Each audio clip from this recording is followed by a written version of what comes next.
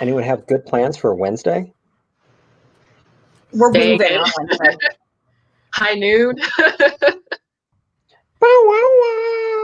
I mean, it is high noon. Like, yeah, I think at like noon, technically or legally, the president has to or steps down, is like out of office or is fired or whatever, however you want to call it, gets the pink slip at noon. So some high noon stuff going on.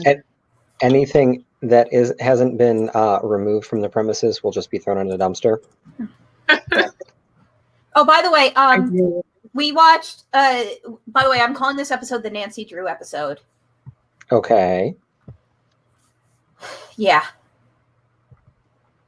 Because we're doing a bunch of detective work. That makes sense. Let's just see it. Detective Pikachu. Let's do this. Oh. Hey, that's another thing I want to have. Can someone maybe send me the big banner real quick? Maybe. 1 second. Let me see if I can. You know what? Go to our Twitter account and click on our banner image. That should be it.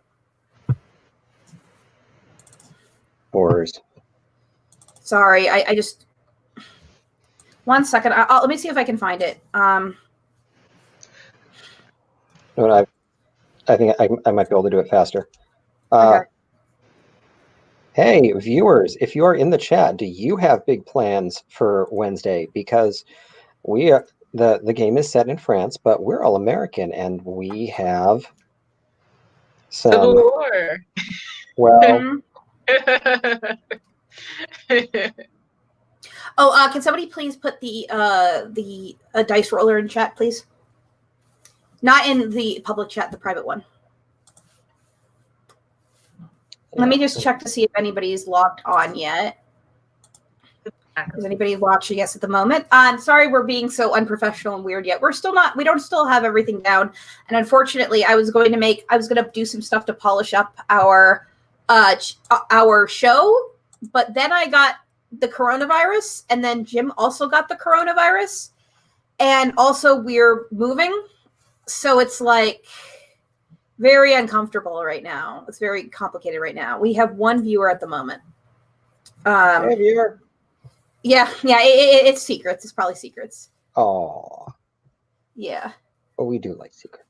We love our dear queen and our dear storyteller secrets. Did I send that? Yeah, I totally sent that. So I'll do like a brief introduction if that's fine. Yeah. This is the third episode of Les Bordeaux Ausang, based on the books, based on Vampire the Masquerade and the books Bordeaux by Night by Secrets of the Masquerade. We will be putting a link in our YouTube on our YouTube description of her. Oh, hey, Nendro, thank you for showing up. I'm so glad. She's a friend from the Sansa Discord. Okay, if you like this fan art, by the way, Kat, go check out Vanessa Cole. She does great fucking art, and I love this piece. I actually won this piece in a giveaway that she did when she hit 3,000 Twitter followers, and she and I'm using it for the background because this image of Sansa is going to be used for a different character in this game. But we are playing Vampire the Masquerade. We're telling a vampire story, and everyone here is a fan of Sansa Stark. We stand Sansa Stark in this household. So, in this coterie. That's actually true. That was not confirmed with me, but I do. She's a total badass. Yes. I would not be allowing you to run this game if it turned out you hated Sansa. I'm exaggerating. Well, I do appreciate that, but also, like, she's. I haven't read all of the books, but in the TV series, at least, she is one of, if not the most worthwhile character. Yay! Well, she's actually way better in the books. The show did, in fact, jump the shark, and So, but yes, they didn't appreciate her character as much as the books do. All right. If you're ready, if you guys are ready, I'm ready. Yay.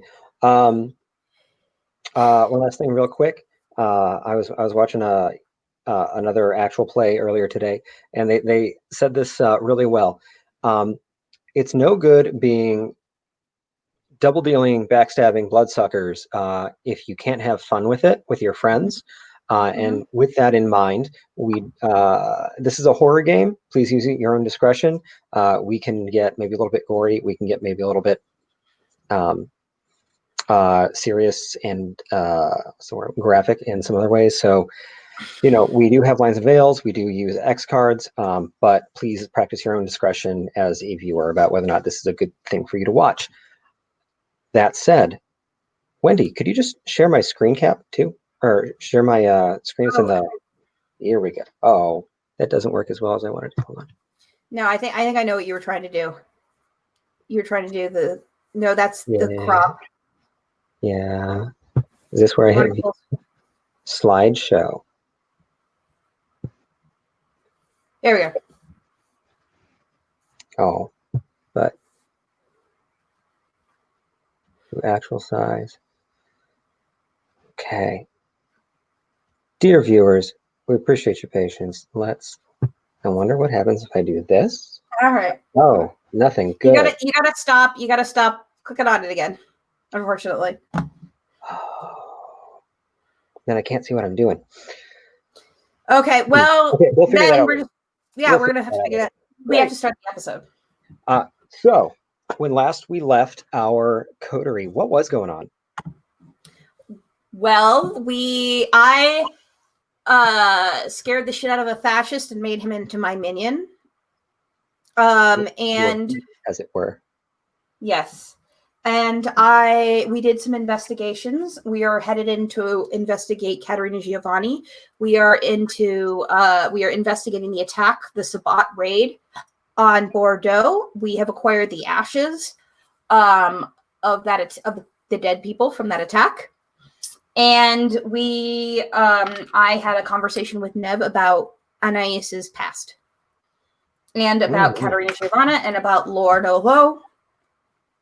So that's what happened there. Roland is wanting to investigate the Malkavian primogen. I want to investigate Victor. That's fun. Okay. So we had pretty much closed out the previous night.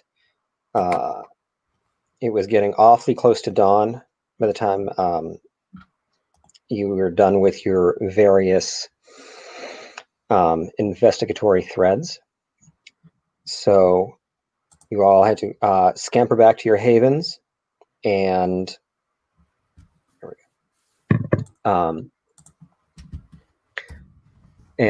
set up for the evil day star and make sure you could survive the night. Or survive the day. The next night, Roland and Anais rise first, and then Marie Suzette. What do you all do? No new messages or anything on phones. No particular emails. You want us to do the character introductions first? Oh, we do have some viewers. Sorry, Sorry, but yes, this is a show based. This is Bordeaux By Night, a vampire show. And I am playing the character of Marie Suzette, a Toreador vampire, who is also a bit of a deceiver. And she is here to investigate the Sabbat raid on Bordeaux. And you told us you wanted to name our what is your character's karaoke song? Like the song they own on karaoke night. Well, she's got multiple ones because despite being quite old, she's a big fan of pop music. So I'm going to go with "Do What You Want" by Lady Gaga and Christina Aguilera. Not the R. Kelly version. This is Christina Aguilera version. Anais, you want to go? I'm sorry, Deanna. Or, yeah. Hi guys, I am Gina. I am playing Anais de a Tory vampire for this game. She's doing her best. I guess that's all I could say about her. And I guess her karaoke song would be I guess Big Girls Don't Cry by Fergie.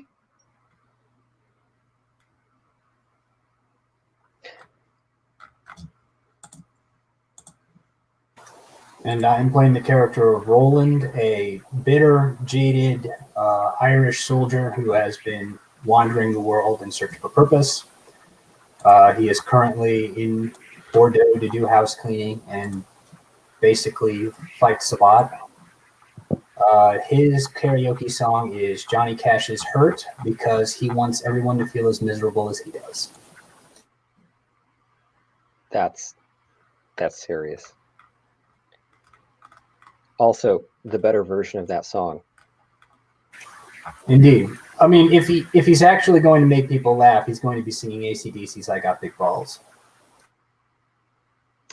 Because, balls. He's got the biggest balls of them all. Such great parties when you're a vampire, too. So, Anais and Roland have risen first in your separate havens.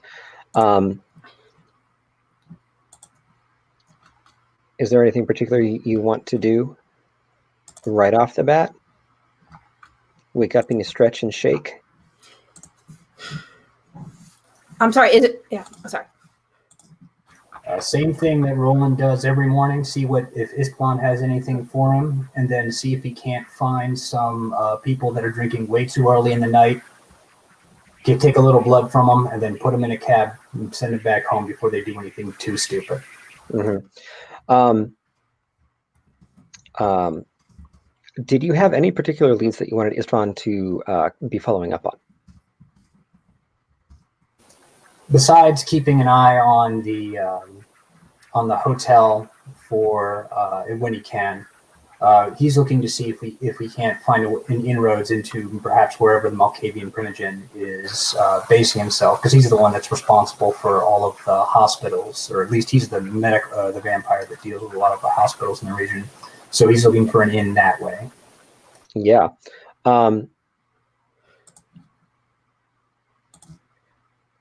Istvan has made friends with a number of the other Bruja ghouls. At the moment, the Bruja are the clan with the most ghouls, kind of collectively. Especially Suzanne. She seems to have a good little gang set up who are all bloodbound to her. They are not sure where Victor havens, but they know that he and another Bruja named Franz are pretty good friends, and every other night or so you can find them together, and they tend to be bon vivants. They like to enjoy their unlives. Just kind of chill, have fun. That's what he's got for you. No movement on the hotel. It doesn't seem like anyone has tried to. Anyone suspicious, at least, is also keep an eye on it, or anything like that. And Marie Suzette, you rise. And when you do, Anais is of course already up, but she was not there when you had to go to bed the previous night. All right. Well, I wake up and I make sure that I am in exactly the state I want to be in, and I maybe just walk out to my living room or to my my parlor, whatever I'm going to use. Mm-hmm. And I go looking for Anais, I guess. Yeah, Anais, what are you up to? I'm trying to remember everything. Who was the guy in the letter who I was directed to meet? Gaston. Okay, yeah, I was up to. Sorry, and for those who may just be joining us, Anais is from Toulouse. She's not from Bordeaux, where the game is generally set. And Gaston is her former mentor's ghoul. And Anais has some things she might want to discuss with Gaston. Yeah, that's mainly what she's tracking down Gaston. Okay. I mean, you have his number. It's like, I'm gonna track down this person forget that they're in her contacts. So you're trying to track him down. You just call him like, "Hey, where you at?" Kind of, or she does that kind of the normal version. Hey, do you have, a minute? I need to talk to you. My caretaker, she's gone. Oh my god, I forgot her name. What's her name? What's my caretaker's name? Joan, And I was just like having like traumatic memories from meeting Urbane. She kind of she's associating. But okay. Yeah, so Joan, she talks to Gaston about Joan and needing to speak with him about certain things ahead and all that stuff. I'm so glad you got in touch with me. I was very worried for your concern. We heard that Joan had died, but we didn't hear anything affirmative about you. Oh, this is sad, but this is a relief. I'm glad you're okay. You are okay, aren't you? And he kind of just looks at him, looked like wait, is Urbane in the apartment? Yeah. Wait, no, Urbane has not, as far as you know, been in the apartment.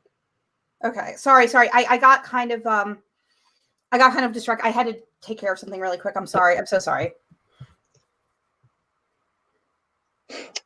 I'm sorry, Deanna. What was that going on?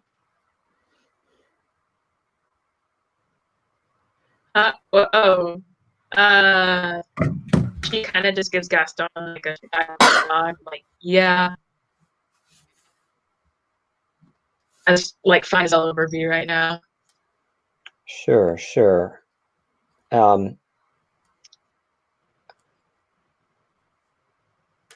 How has it? Well,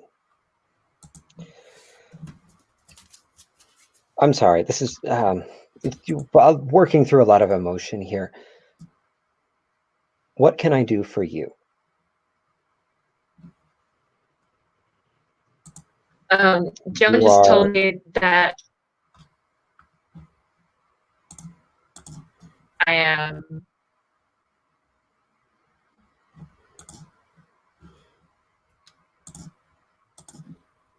sorry, the screen is freezing a little bit. Okay. He says, you know that you are dear to me as well.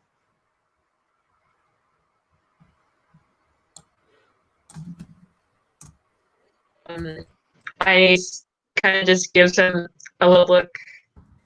And that's like, if you were dear to me, then how come I haven't really seen you around much?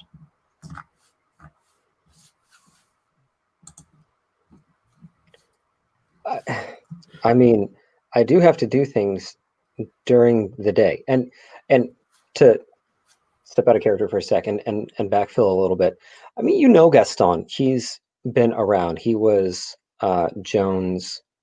He's been Joan's ghoul for at least as long as you've known her. And they had a very amicable, like very much master servant kind of relationship. But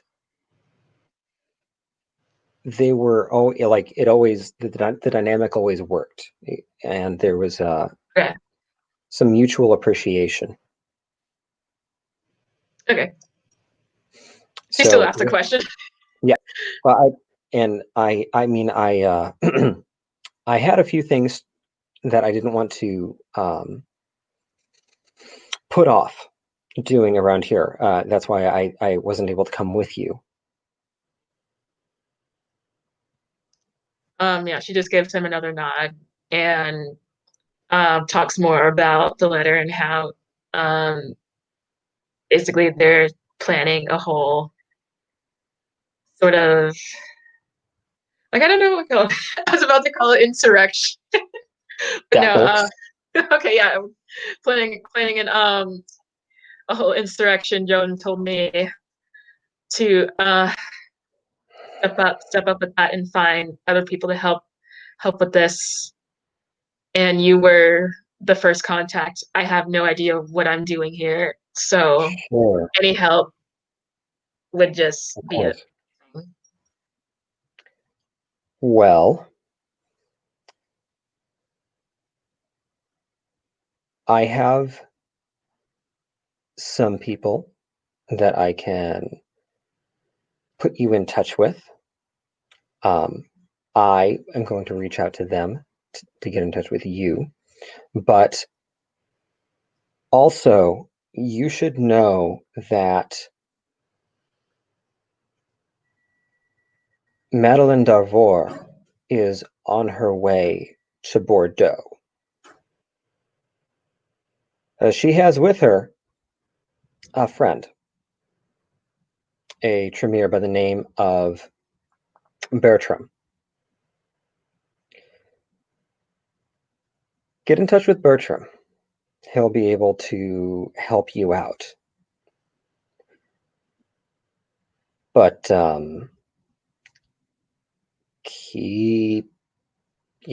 Madeleine is on the warpath, and you need to be wary of her. To fill in some details, Madeleine d'Arvor is the child of François Villon, Sa Majesté, le Prince de Paris. So the Toreador who ostensibly rules all of France, except for Bordeaux, she is his child. And at one point, she was actually Marquise. She was Marquise of Bordeaux, ruling it in Villon's name. Boyer, the current Prince of Bordeaux, usurped her, sent her packing during World War I, and she's been hiding out in Toulouse ever since. And now apparently she is headed back to Bordeaux.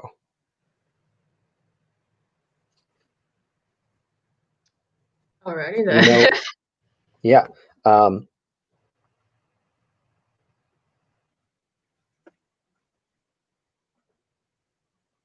So that's also another very interesting piece of information that he just gave you.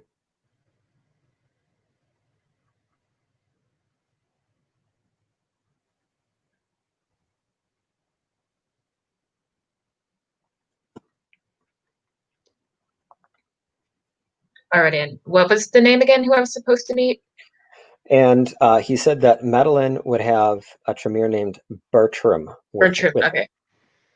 Okay. She engraves the name in her mind, or as much as she can after her stressful, traumatic incident with her remain. Yeah, she thanks Gaston. She also asks, will I be able to see you around more? At least with Joe and Guy, I don't really have much of anybody here.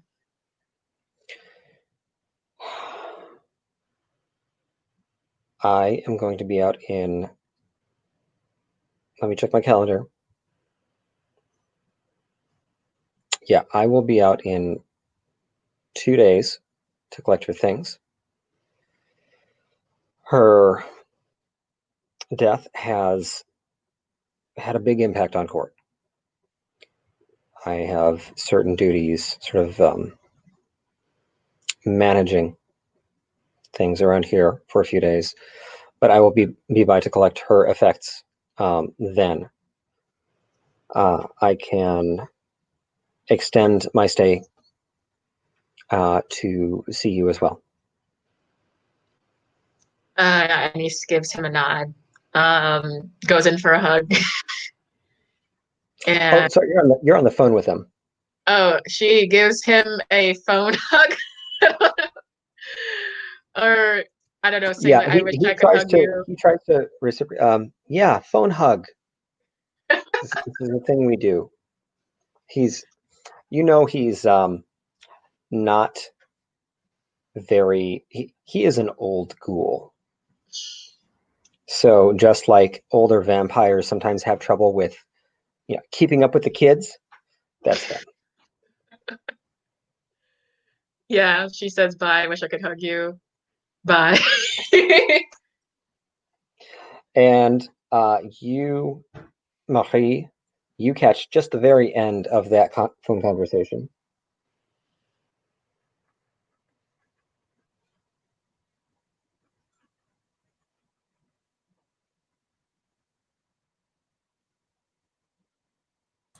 Okay, so I basically just catch the phone hug. Yeah. I know I was muted. I was sorry. I've had like 14 things just pop up in the last 5 minutes. Okay, so I kind of like glide in, and I'm just like, and who was that, darling?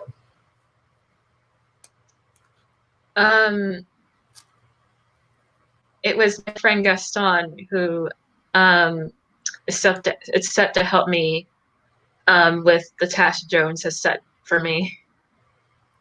Oh, that's such good news. I'm glad you're getting outside help. Well, how did you sleep? I went and met my sire Urbane. Oh. Yeah, I just went and met with. I was finally able to talk with him about some things, but he's also going to try to help me now, at least. With That's that. good. But I'm really glad to hear that. Yes, other than that, I slept pretty decent. I'm really glad to hear that. It must have been very strange seeing him after being in Toulouse for so long.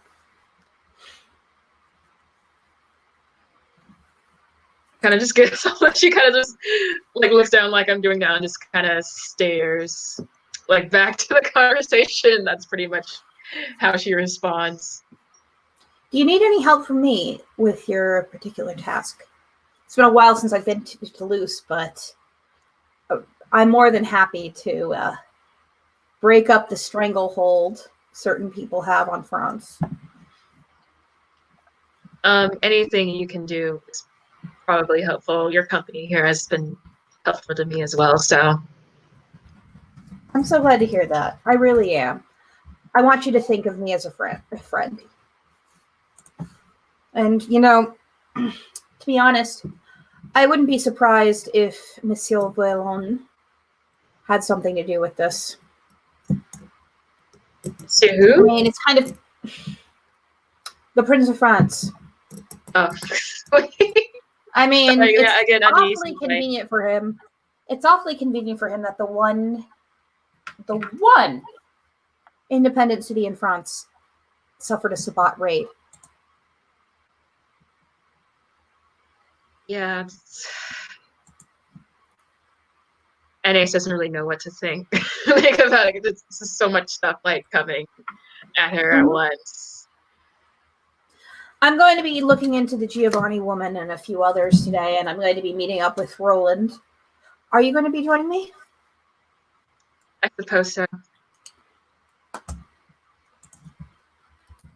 That sounds all right, darling. Are you planning on meeting with your friend Gaston at all today, or? He is set to meet with me within 2 days to help with removing Joan's things. She has a neck, Joan. Mm-hmm. All right. Well, that's fine.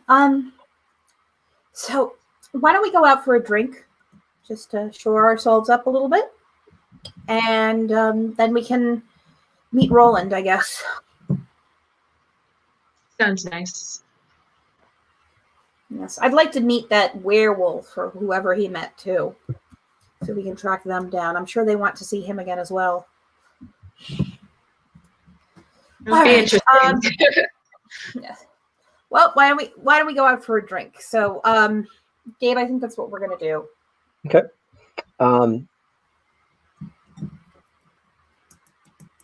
Relatively, very solidly evening time, going out in Bordeaux, France on a Monday.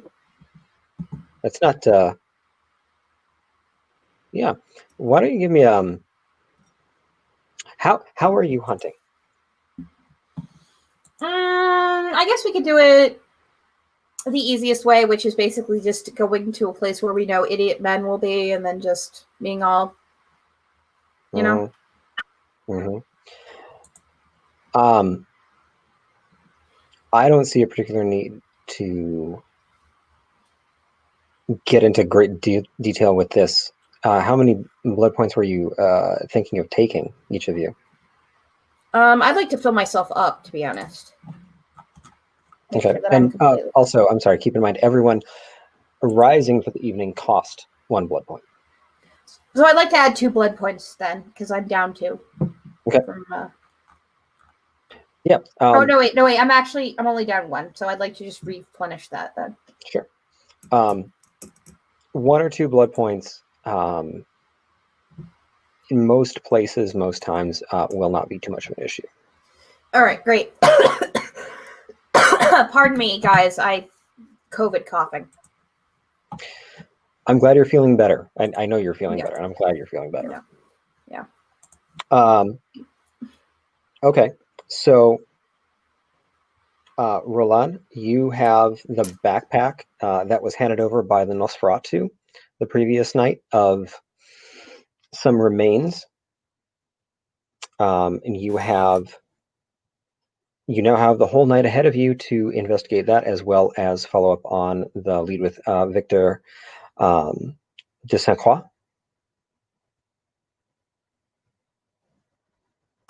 Yeah, but in the interests of not splitting the party, I am going to go and reconnect with the coterie as soon as possible. Okay. You all meet up.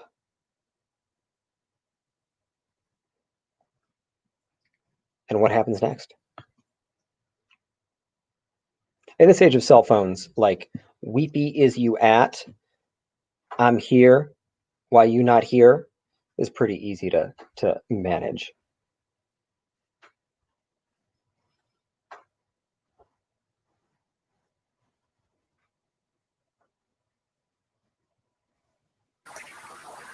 All right, we've got all the things we need here. It's probably in our best interest to see if we can investigate the medical lead as soon as possible.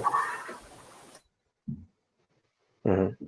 And just in terms of pieces of physical evidence, you've got a hand in a plastic bag, a velvet sleeve, and a dress covered in ash. You also have the shell from the flare that lit Joan on fire.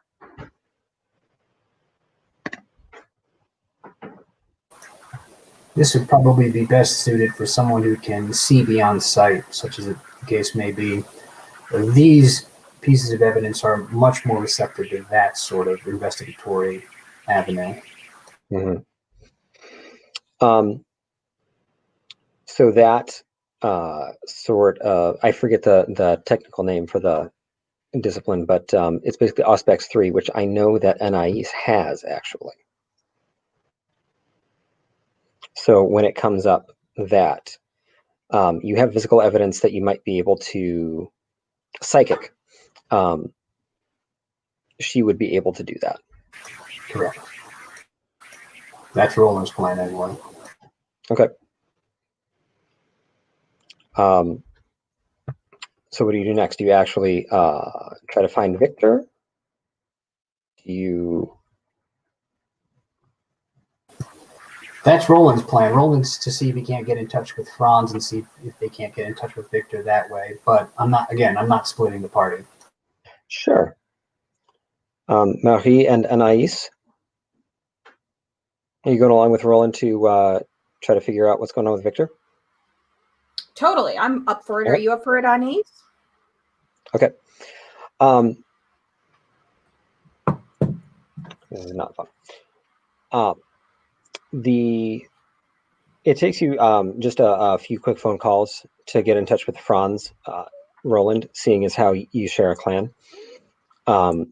He's a little bit surprised to hear from you, but he says, "Yeah, you're Mike's friend. What can I do for you?" Well, just following up a few things regarding the unpleasantness that happened recently. Just trying to, just pursue where it may be. I'm starting to think that there might be a few things that might be of interest for me to pursue that, it's more Victor's bailiwick is his domain. I don't want to step on any toes. Oh, you don't think Victor had anything to do with that raid, do you? It's not whether I think that or not. I just need to go and investigate. I mean, I'm not really, I'm not going to meddle in anything. He doesn't seem to be guilty. Sure, of course, no. No, of course not. He's a primogen. Why would he? Anyway, yes, I can get you his number. I'm not sure what he's up to tonight, but sure. Let me text you. You text, yeah? Of course. Okay. I'll get back with you in just a moment. 1 sec. And he hangs up. Does he seem flighty or sketchy or nervous at all? Perception plus empathy. Difficulty 8. That's kind of hard to tell over the phone as compared to in person.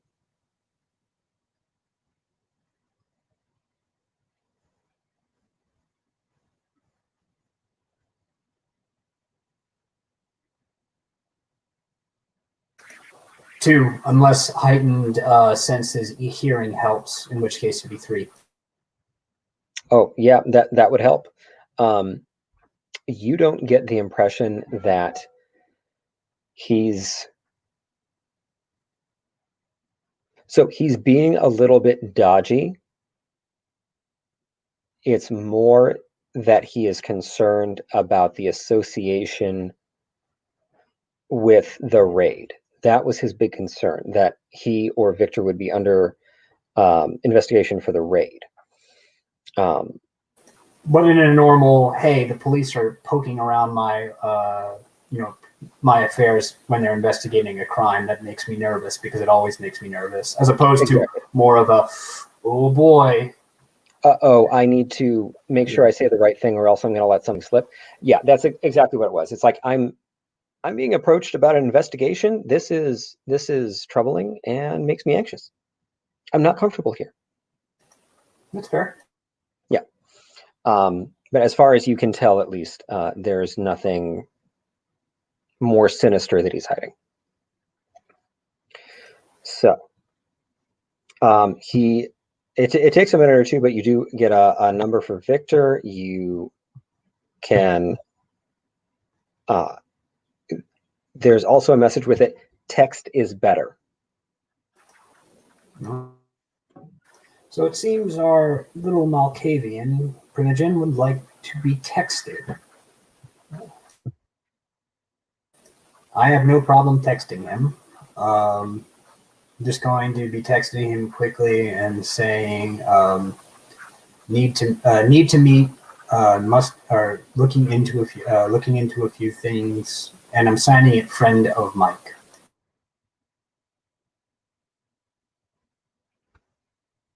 I want to be very non-specific just in case, some sort of cell phone intercept ever goes on and people start saying, this breaches the Masquerade. The Masquerade broken through SMS. What a horrible concept. Don't think it hasn't been done, though. Of course it has. We live in an era of cell phone cameras. They're the worst threat to the Masquerade since brains, like really. Yeah.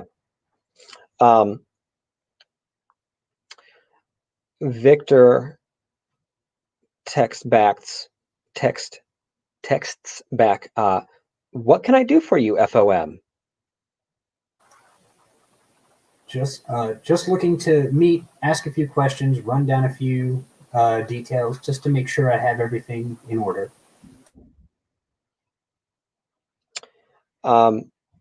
Also, Roland is immaculate in his texting with punctuation, capitalization, and grammar.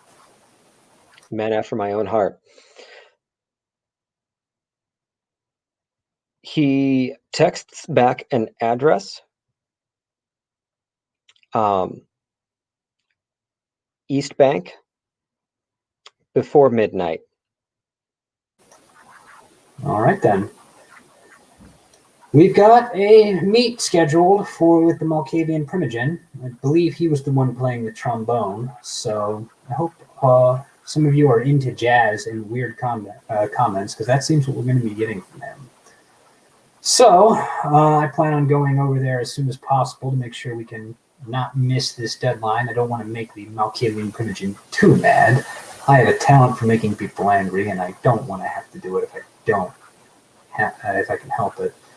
But I'm going on there immediately. Would you like to come with, or would you like to be in the wings?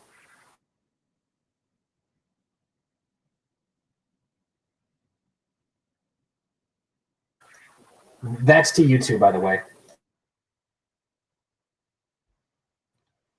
It was to us. Yes. Oh. We were just staring at you. Sorry. I was messaging someone real quick to ask if they could signal boost us. What was that?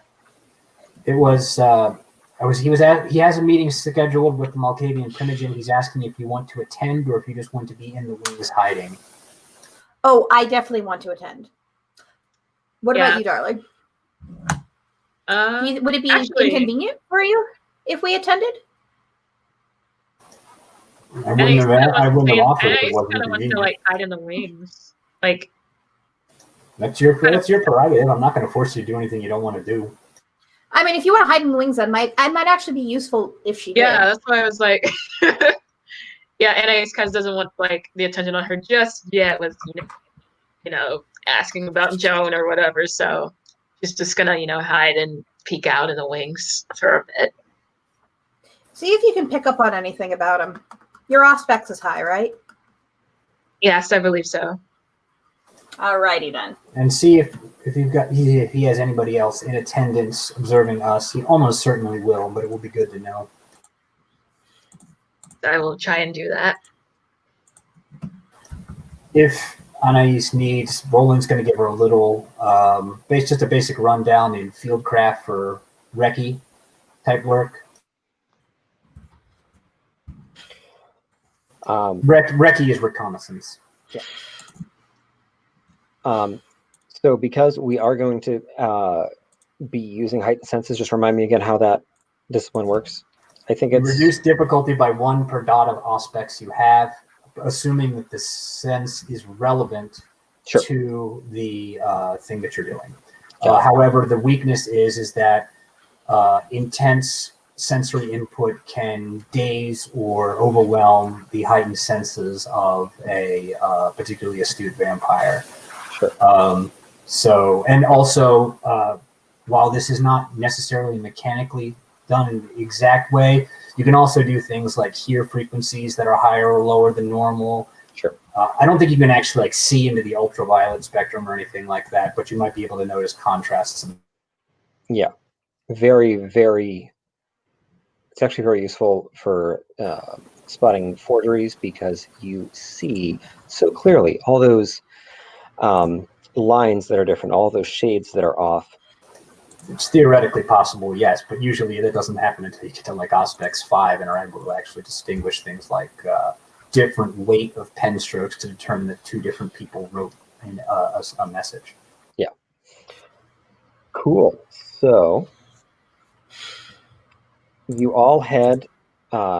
Is there anything? I'm sorry. Roland said something about not necessarily going right away. Is there anything you do before you head to the East Bank? Oh no, Roland wants to go right away, so he does not specifically make the Malkavian Primogen mad by missing the meeting time. Sure. Yeah. Roland's really good at making people mad. We've noticed. Bordeaux straddles the River Garonne, the old city most of the important sort of neighborhoods, named neighborhoods, are on the West Bank. But there are several well-known bridges that connect the two banks that are pedestrian-friendly. And the East Bank is much newer construction overall. It has more commercial docks, whereas the West Bank now has the more kind of touristy docks and private, like private use docks. The East Bank is now where the industrial docks are, and also a pretty good club scene. The particular address that Victor gave you is for a club called Venom.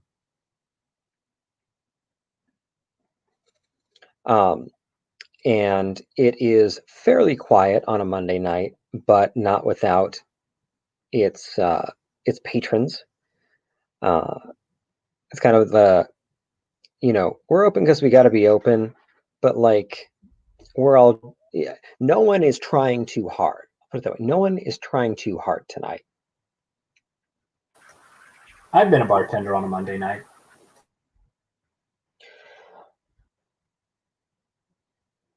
And we walk in. The bouncer takes one look at you all. He's a big guy, North African descent. But he doesn't stop you or anything. This is the bouncer? Yeah. Well, I mean, if he's not going to stop me, I look like I'm just a normal club goer. Well, not really. I'm dressed in a trench coat, so.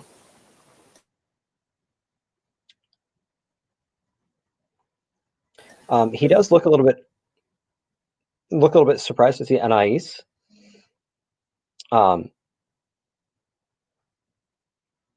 But doesn't say anything, doesn't stop you. You go in and it's dance music and low lights, and yeah, and plenty of room. There are patrons at the bar hanging out. Some folks just getting out on the dance floor, but there's plenty of room and plenty of dark corners too. I'm looking for a dark corner with perhaps a Malkavian primogen in it.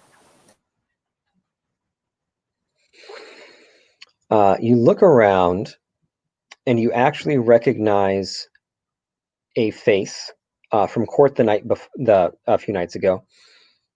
He is, average height, average build, short, kind of bristly, almost catches the light glittery blonde hair. And he's standing at the bar, chatting with the bartender, and just kind of peering around, being a patron. Was this the guy with the trombone? It was not actually, no. Then who was he? If I caught his name. The guy with the trombone? That was Lyle Kersten. Oh, okay, no. No, right, he is the... Oh, which primogen was he? Okay, so Lyle with the trombone is Tremere. Okay. This guy is the mouse. Sorry, and this is... Yeah. The names I just mixed up the clans. But if this is the Malkavian primogen, he's the guy I want to talk to. Yeah. I'm not a subtle creature. I'm going to approach him directly. Of course. And am I joining him? It's up to you. Yeah. All right. Why don't I go in on your arm? I'm looking very elegant. Now I'm no longer dancing to the music. And Anais, do you kind of like trail off to the side? Yeah, she kind of just trails off. I don't know, acting like a wallflower, maybe just observing everything. Looking at Marie and Roland from a distance a little bit. Mm-hmm. Give me a perception plus alertness roll. Difficulty 7. Okay. Oh, I'm sorry. Are you using your heightened senses? Yeah. Let's do that. Okay, so I'm sorry. Difficulty 4. Okay. So I got 2 dots for how many times do I roll? You roll your attribute plus your ability score. Yeah. Okay. So 2.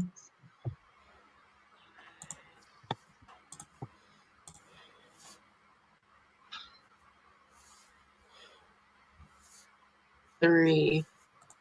Okay. That's no wait. Math. 5. Okay, so rolling 5 times. Okay. 3, 1, 2, 9, 7. That's 3. I thought it was 2, Or She's 2. a diff Okay. 4, so she had 3, 2, 1, 9, 7. Okay. Yeah. Okay. And the way I run things, ones don't cancel. So you got 2 successes. You see that there's a back door that also has security, which is a little bit odd. You notice that there is at least one couple necking off in the back corner. And as Marie and Roland approach the Primogen,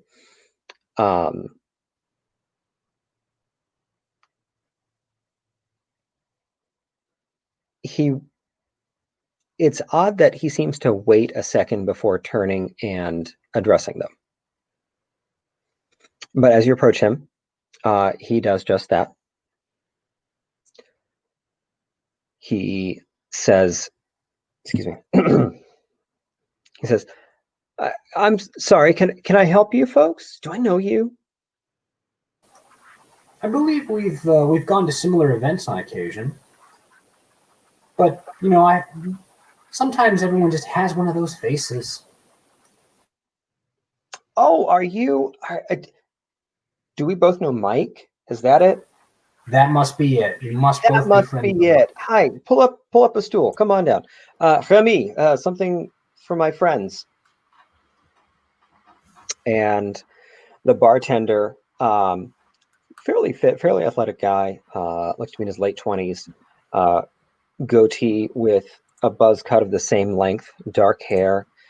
Looks like he's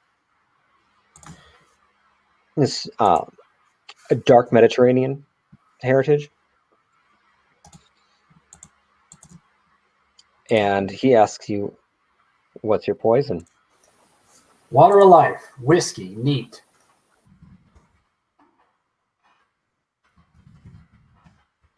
And you, pretty lady? and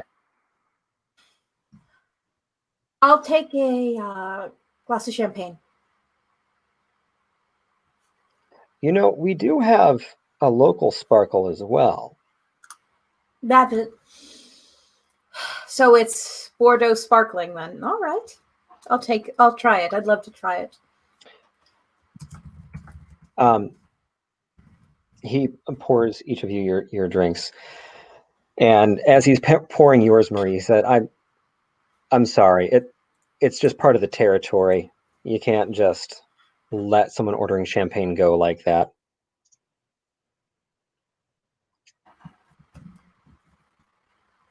I'm sorry, you guys cut out for a second. What was that?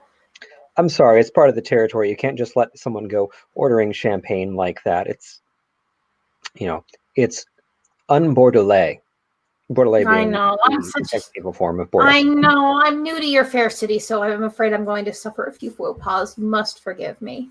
Oh. And he would like to chat you up. But while that's happening, let's go back to Roland and Victor. Victor puts his hands on the bar and says, so what can I do for you, friend of Mike? Oh, I'm just investigating a few of this unpleasantness that happened a few nights past, and some things lead me to make sure that I can come and talk to you and see if we can't have a meeting of the minds and see if we can't make sure that we come to the right conclusion as to exactly what happened and make And yes, I'm being incredibly generic because, I don't want to go and do anything like that. Yeah. He says, well, have you discussed this with the prince yet? Boyer is on top of things. He is familiar with what I'm trying to do, yes. Mm-hmm. Well, then I'm so pleased that that he suggested that I could help you. What in particular angle are we with? Well, it seems to me that I was able to detect some things that can only be really acquired from medical facilities. So I'm wondering if With the raid? No, not with that. With the other incident that happened last night. Oh, I'm sorry. I entirely misunderstood. We're all a little bit. As soon as that happens, Roland is intently looking to see if this is maybe relief or anything, to see if there's any change in him that maybe thinks that because of this abrupt change in topic, I've now made him more or less on edge or nervous or anything like that. Yeah, give me a perception plus empathy. Difficulty 6. Modified for your aspects if appropriate. 3 then. Wow. I rolled a lot of 5s. All right. It is he is surprised more than relieved. He was very intent on helping you with whatever investigation about the raid. Being asked to help you with something else has taken him by surprise. That's not what he was expecting, but he's still as equally open to helping you. He has seemed sincere the whole time.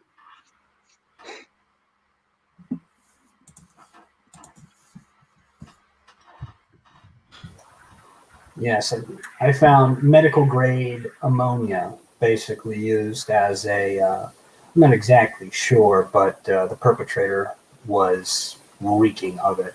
But you and I both understand the difference between hospital grade disinfectant and rubbing alcohol.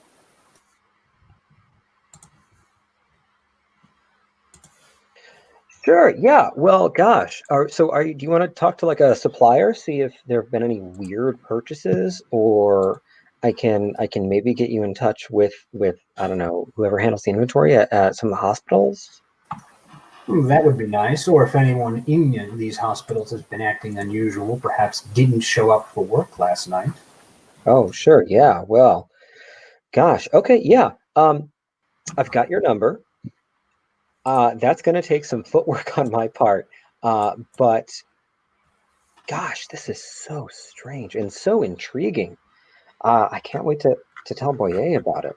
But yeah, so I will, of course, be in touch. Please understand that I don't have any contacts for you to make right now. I was not expecting to be talking about this of all things. Poor Joan. Gosh. What happened to her protege? Or, yeah, her protege, anyway. She's all right. Okay.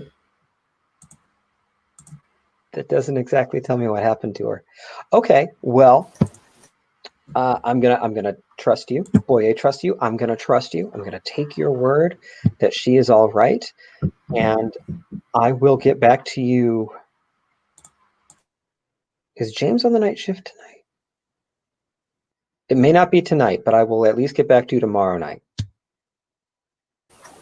What the major hospitals that are in the area, which are your domain? Just to make sure that if I end up there, I make sure to announce myself, following all of the traditions and laws, of course. Oh, I don't actually, yeah, by traditions, I don't have a domain over the hospitals. It's just that I happen to have a lot of connections there. It's the way some of my investments have worked out. It's pretty nice actually. It's handy to have someone, in our community connected to healthcare. Oh, I imagine so. I mean, you wouldn't be the first person to, well, let's just say, cannibalize. Yeah, no, You'd be amazed what they throw away. takeout has gotten much, much easier for me the last decade or two since I got into this business. What is your name anyway, friend of Mike? I want to be addressing you appropriately.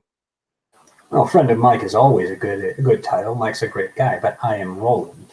It's a pleasure to meet you. And your friend, who Remy seems to have taken a shine to? I'll let her introduce herself if she... Of course. And Marie, Remy has been being a very flirty, solicitous sort of bartender type.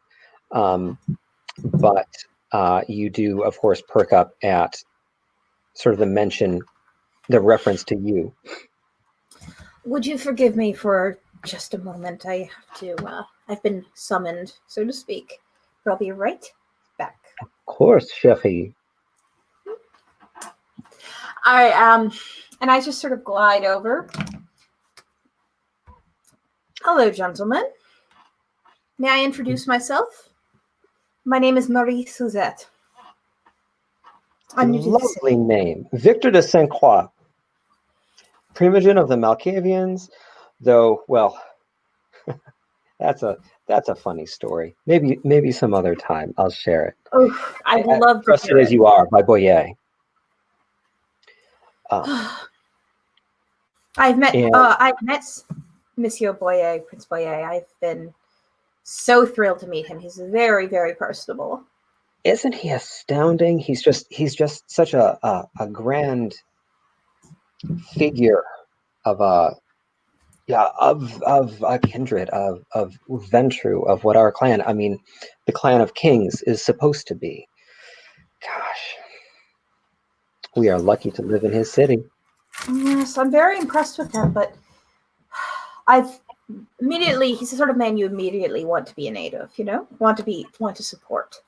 Absolutely. And I am ready to do that, as new as I am to this city. Wonderful. Well, you know what? Let me, he asked for a napkin. Here is my number. A friend of Boyer's is a friend of mine. I know that we're not, we're not clan, are we? No, I'm Corridor. Okay. Well, any friend of Boyer's is a friend of mine. And certainly, though I am not your appointed representative at court, please let me know if there's anything else I can do for you folks. Well, I do think that you had a fine conversation with him, didn't you, Roland? At least I hope so. Of course. And we're actually working together a little bit on all this. Oh, excellent. Wonderful. Well, that's great to hear. I'm so glad I got to meet you. Yeah, so I know that I have some things to get in touch with Roland about. May I ask a question? Of course. The gentleman at the bar, I don't think he's a Malkavian. Oh, Remy? No. I'm... No. He's one of our Setite friends. Oh. Yeah, he doesn't normally attend bar. We got lucky tonight that he's here. Well, I'm very pleased. I found that very, very interesting. How long have the Setites had a presence here? Oh, gosh. Well, that's been a long time, actually. Very long time, at least as long as I've been around. They and the fantastic thing, I think, is that Boyer has been able to sort of they don't have a primogency, aren't recognized formally, but there's this wonderful sort of collaboration between this independent clan and the Camarilla here that is just Trademark Boyer, I think. Isn't it wonderful when such alliances can be made? Oh, so very. I mean, I know But that. I'm sorry. I'm so Oh, sorry. I no, did no, not no. mean to interrupt you. He is ready to drop what he is saying and be attentive to you. Okay. Well, I heard that the Setvet's not the only non-Camarilla clan kindred in this city. I was wondering if you knew anything about the other one. I wouldn't ask. I'm sorry to ruin your evening, but The I just wanted Giovanni? to. Mm-hmm. It's for an investigation. It's for the good of everyone here. You know, I have nothing against prostitution. It's legal. It's a good time, depending on who you ask. But she is nothing but a whoremonger. Nothing but a whoremonger? She's a rat. A rat. She needs to be stamped out.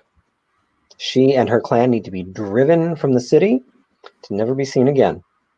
Well, we all know that Giovannis are the real degenerates. Let's be honest here. But I was just wondering if maybe you'd heard anything about her through the grapevine. And I kind of want to make, when I say that to him, I kind of want to make that, like, emphasize what I mean by that, since Malkavians have their insight, and that's what I am referring to. Do I need to, like, persuade him in any way to use it? Or He says, well, I don't know a whole lot about her affairs. I don't really deal with, well, like I said, prostitution is legal. It's not a business I particularly associate myself with. You might want to try, though, maybe asking some of the other Bruja. Generally speaking, the black market is their affair. Oh, but also, if you do learn anything, please make sure you let Remy know. I know that he and Emilio have been hunting her for quite some time. No love lost there. Jeez, it seems like there's nobody by her side. Although I did hear she's part of some club. What was it called again? Oh, the Immortal Women's Club?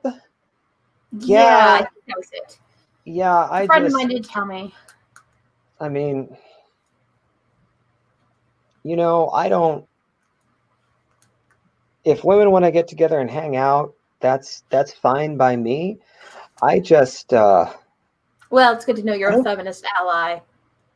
I just don't get the drive to be all. We're gonna hate men. I mean, I don't get it. I just don't get it. Well, does she hate men? Is that maybe she's plotting a over the city? Who knows? Yeah. Well, I mean, she would have oh gosh, that would be an uphill battle for her unless there's like a flotilla of Giovanni coming in, and that. I heard that there was another one. Who was the other one that's in the club with her? Suzanne or something? Or Yeah, Suzanne runs it now that Tanya is dead. Okay. Well, maybe she can give me a little bit more help with that. Well, yeah, no, get in touch with Suzanne. She's also, a good person to talk to about generally, illegal happenings. If you know what I mean. She's got some connections, as it were. And as, we put that just aside for a sec, Anais.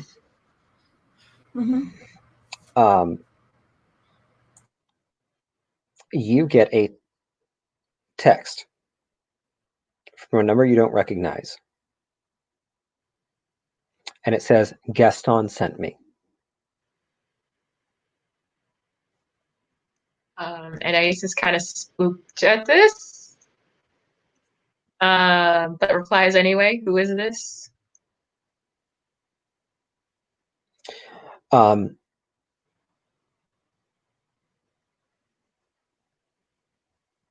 Sorry, what name did I give that guy? Oh, that's right.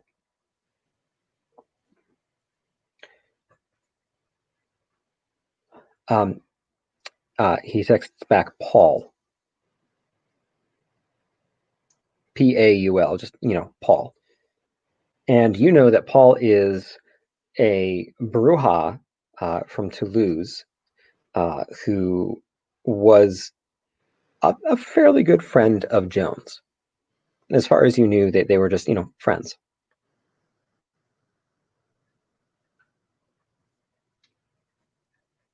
All right. Nothing else on the text. Just Gaston sent me. Mm-hmm. Well, he's that.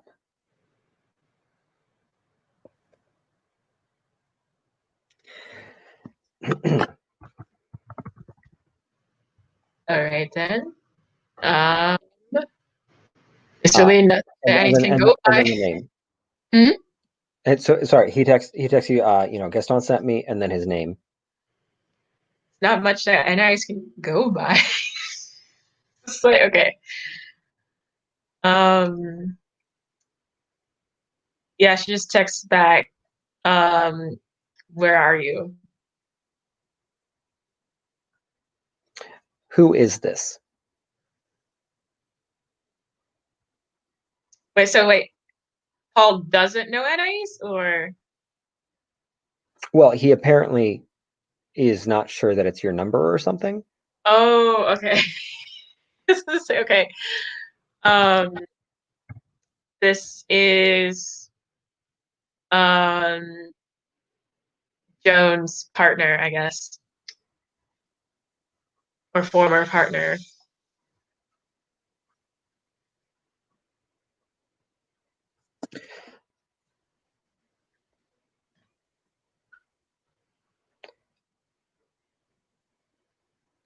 The text you get back is Eva. She just replies Anais. Oh, sorry, wrong partner. Wait. Oh, did Anais, her like partner as a did Anais know that Joan was gay, or that's funny enough.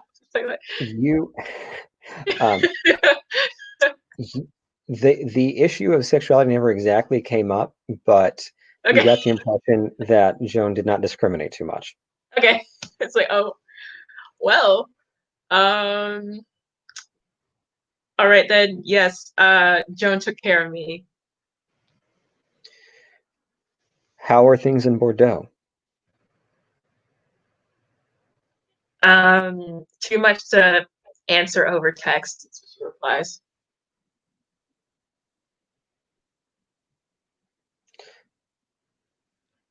Facebook has my data on my phone, so do they steal like the vampire's data in this like reality or something? Wait, what?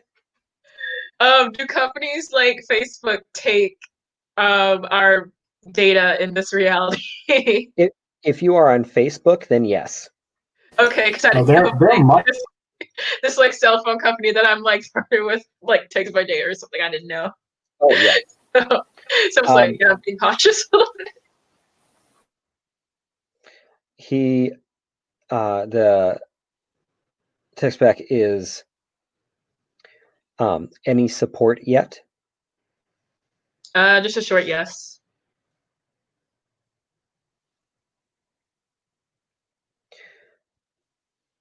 We'll call later. And she just, I guess, replies with okay.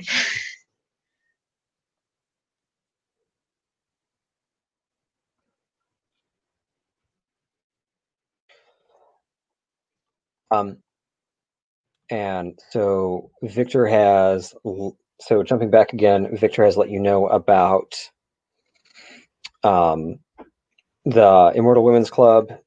He's mentioned that Remy and Emilio, you're not sure who that is, don't much like her.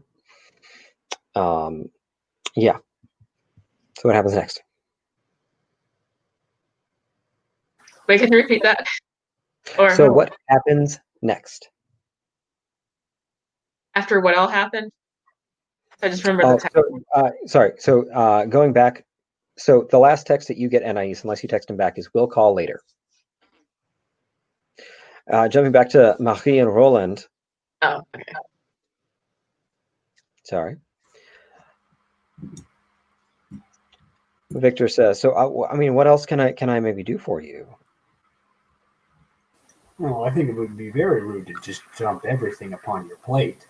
Yeah. But Tell you what, I know that I am doing a favor for the court, kind of a favor for you though too. I'm just going to ask that in exchange for putting you in touch with someone in the hospital, tracking down that lead for you, I would just appreciate if you would pass along any information you have about Caterina Giovanni to me. I could maybe do that. sounds fair. Wonderful. Do you know how I might get in touch with Miss Suzanne?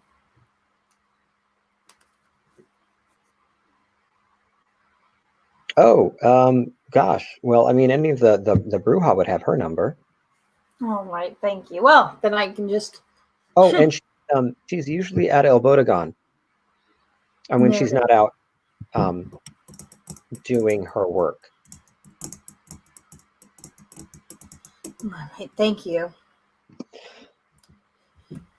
I have a few ideas of where I want to go with this, I think. So, well, I think we've taken enough of your time. I am so sorry to have disturbed you tonight, though.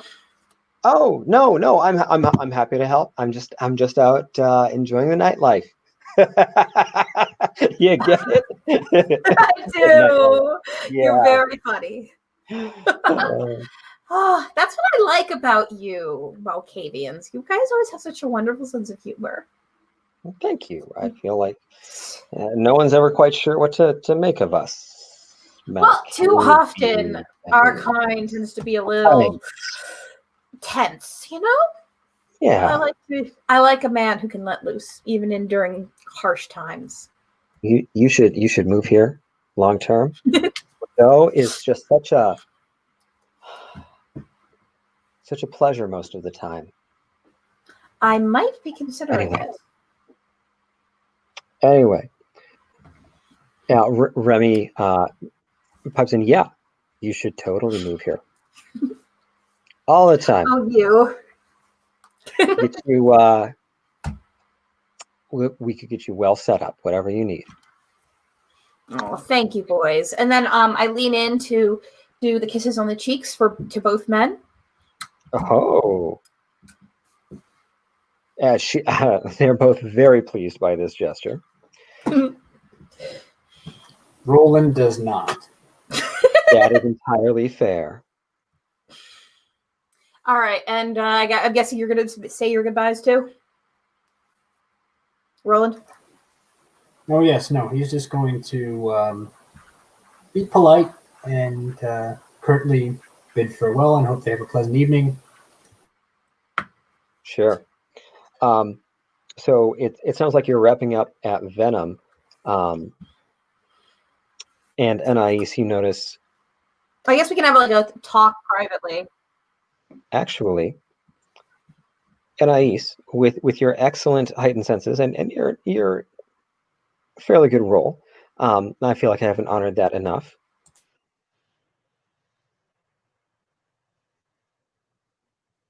You definitely hear the sounds of people having sex, sort of coming up from below the floor. And then there's a big scream. All right. Got nothing to do with me. That's kind of what Anais kind of says. She's like, this is nothing to do with me. But I'll keep it in mind that somebody's really, getting to it down there, I guess. Was it like a blood curdling scream or just like just a loud? Is it a good scream or a bad scream? Like, given the context? It's hard to tell from here and through the floor. Okay, she'll keep it in mind? Question mark. Move to what kind of I think you scream? notice. You can do with it what you will. All right. If you want to barge down there and go, let me in, like that's your prerogative. If you just want to demurely walk the fuck away, that's your choice too. Yeah, she's just like, interesting. I hope they're having a good, intimate time. I hope they are, consenting and are in love with each other. In a club basement, that's exactly what's going on. Okay. Yeah. Okay. But yeah, so y'all take a walksies, and what's next?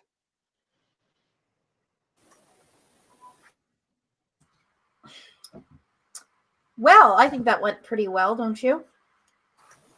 He was so far up Boyega's ass that he could be used as a puppet. Yes. Did you hear him say our clan? Yeah, I did pick up on that. I'm not stupid. He's full of shit. Yeah, clearly. But at least that means he won't try to sell us out to the Sabbat. As far as we know.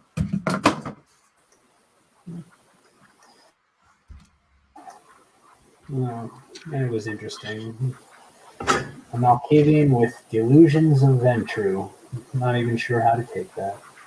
Well, did you notice his response when I talked about insight? You do know what that is, right? Yes. I'm familiar with the clan of seers. Good. Well, I don't know. There have been those like him before. There's a lot of Malkavians who don't like being Malkavians, even if they do represent their clan. But I think we got what we could out of them. But I think it's time that we looked into that hospital thing and that lovely Giovanni woman.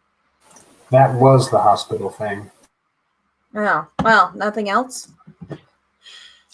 So the thread is you're following up on the hospital thing, as I understood it, was first to make contact with a vampire known to have a connections to the hospital and healthcare industry locally, and that was Victor. If you would like to go to a hospital, yeah, but I hardly think that they're going to for me to just barge in there and going, how much ammonia do you have? Where's the ammonia at? That would be a little bit odd. It's true. Well, why don't we look into this Giovanni woman? Do we have any proof that she's related to either of these?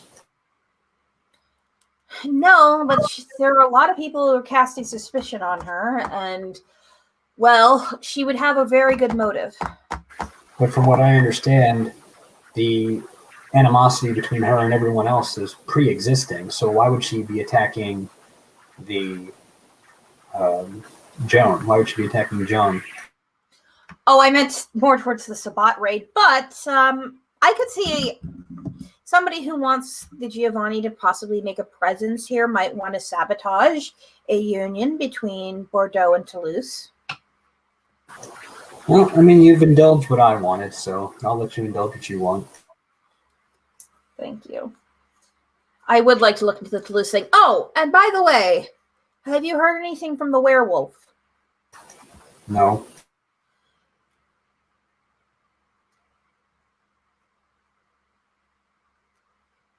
No? Sorry. No, I haven't. Well, I was hoping maybe she would try to get some revenge for you stealing from her, but Okay. Wait, you hope for her to do that? What? You hoped for her to do that? Yes, I want to follow up on this. You messing with werewolves is not great. You hoped that she would take revenge on me. No, I hope she would. No, that is what you said. I meant try. Jesus. You are ridiculous. Of course, I don't want you to actually be killed by a werewolf. I just want, clearly you know how to handle yourself with the werewolf. So having her show up again and maybe seeing what she might know might be useful. I'm actually curious about that myself. Why would Joan have dealings with the werewolves, the lupines? Exactly. Clearly she knew enough of them to get a message delivered to them.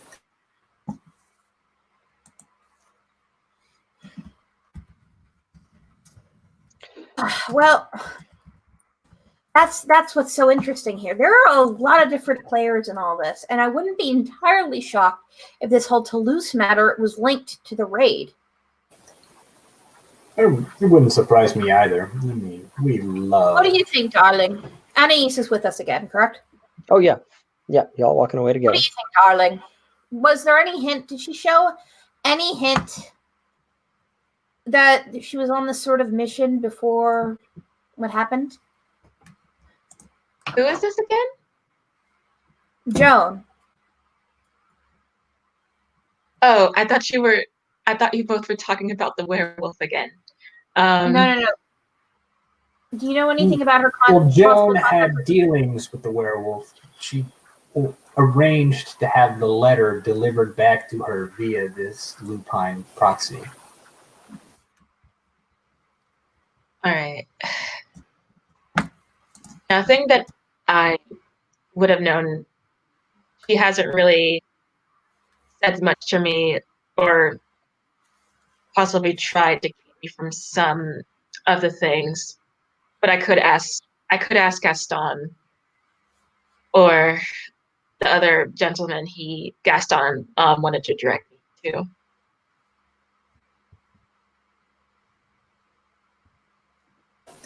All right, then we'll have to pursue it another time. All right. So,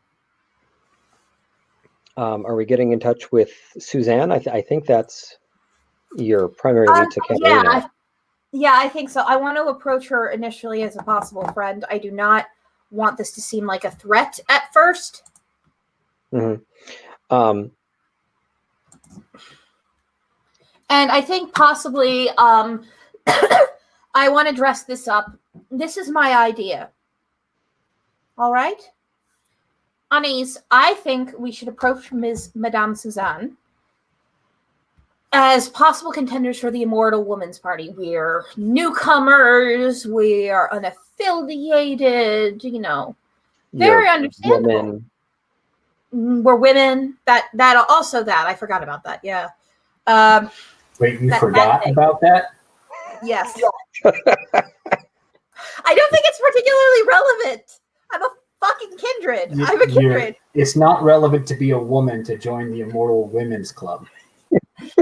I thought this goes without saying. We all focus our attention and energies on different parts of our identities. I mean, true, the immortal thing is kind of a key kicker, but... Yeah. And you know what? I feel like it goes without saying. I mean, we're very obviously women. You know that. I'm just gonna let that one go. Yep. Shut the. And then yeah. Why don't you join us in the Immortal Women's Club? I mean, I'm sure you would fit right in. We can dress you up. Mm-hmm. I got a lipstick in my purse. You could try. I've got lipstick in my purse. That's really all you need. You go have fun with that. I'm going to see about pursuing another lead. No, fine. I don't like us splitting up so much. I don't care if it covers more ground. I'm not going to be very useful to join the Immortal Women's Club. I Most said, I useful, have though, lipstick as- right here. Right here. There's a lipstick right here. And there's a lot I could do to spruce you up. Don't worry. Womanness is a spectrum. You'll fit right in. Yeah. Yeah. And from what I hear about the Suzanne Garon, she's not much for adhering to very specific gender stereotypes. Yes, but she is rather particular about women joining the women's club, and I am not a woman. Well, maybe she's not a TERF. You don't know. I'm not going to lie to join the Immortal Women's Club. Why not? This is an investigation. All bets are off. Also, a kindred that doesn't lie. What is wrong with you? Okay, well, whatever. Fine. So how are you getting in touch with Suzanne? Well, I look at Roland and I'm like, give me your phone. I want to call your friend Mike. How about I call my friend Mike? All right, fine. But I'm much more charming than you are. Yes, but have you known Mike for as long as I have? No, but I'm sure he'd be willing to do me a nice little favor. I'm sure. I'm still calling him. Okay. Be like that. I am going to call Mike. Yeah. All right. He says, hey, yeah, so, gosh, this was fortuitous. I think I'm using that word the right way. We have an interesting situation brewing here at El Bodegon. Suzanne is here too. Do you maybe want to come by? Sure. Is this a clan-only affair? No. All right, then. But make sure you trust whoever else you bring. Oh, okay, then. I'm not bringing Marie Suzette. Fuck you! What have I done that's untrustworthy? Literally everything? What are you talking about? Little old me? I fucking hate you. You're bringing me. I heard a mention of Suzanne, so I have to come. Do you want us to make headway in this investigation or not? Oh, I do, but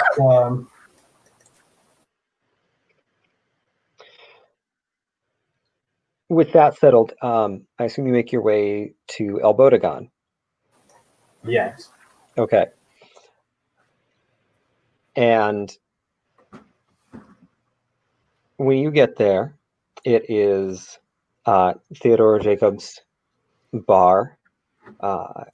It's much quieter on a Monday than on a Saturday when you first got here. But there is one table that, in the sort of spread of tables that seat, 5, 6 people comfortably. There is one with a particular crowd at it. They have ordered local wine, and they are the focus of all of the other Brujas' attention. Do I recognize these focal points? You do not, actually. But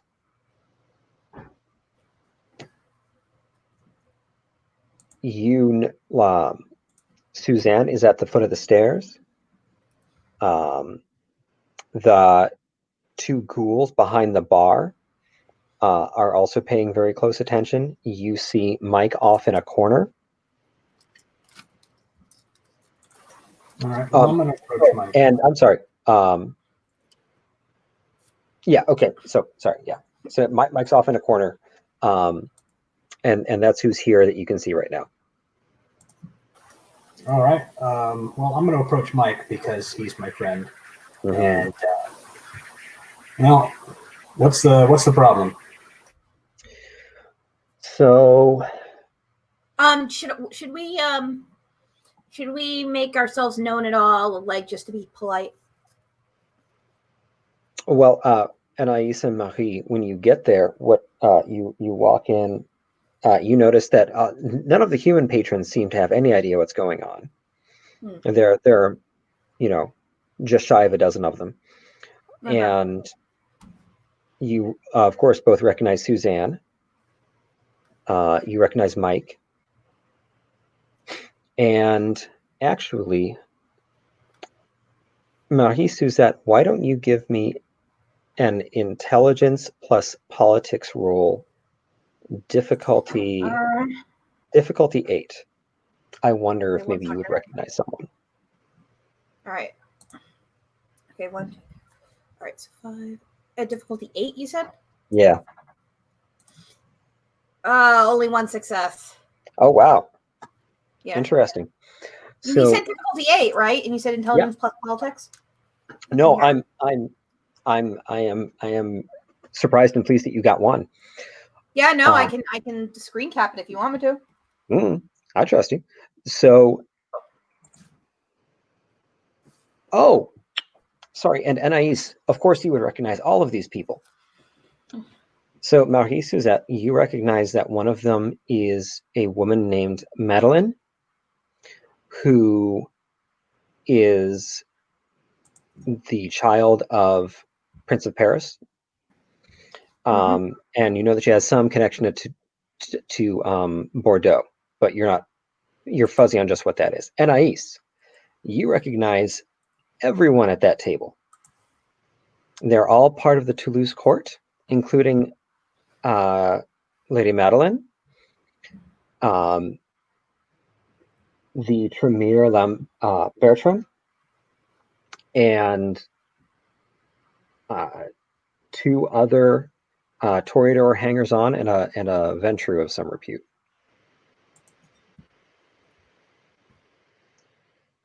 And I'm gonna lean over to Anais and go, is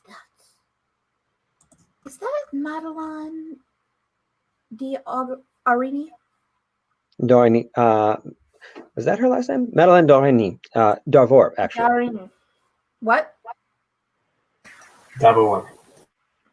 Okay, sorry. Yeah, Annie responds, yes, that's her. That's very interesting. I wouldn't think that she'd be welcome in this city. God, I wonder who she's speaking to. I was told to be wary of her, so. Do you know any of the people she's with? What was that? Do you know any of the people she's with? The whole handful of the Toreador court, I believe.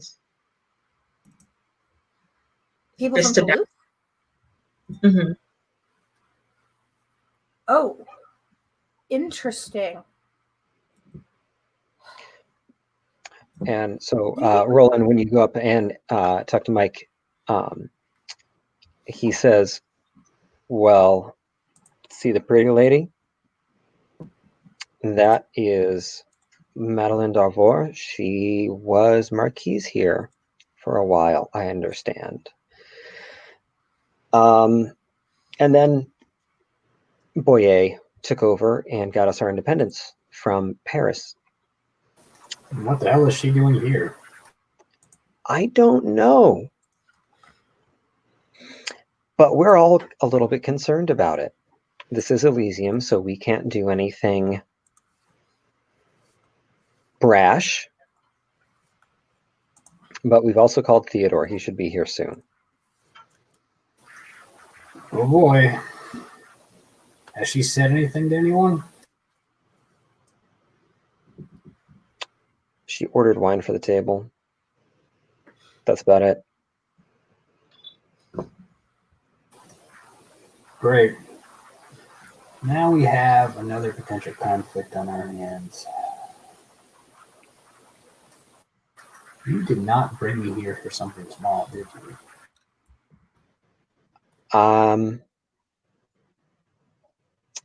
This is a surprise.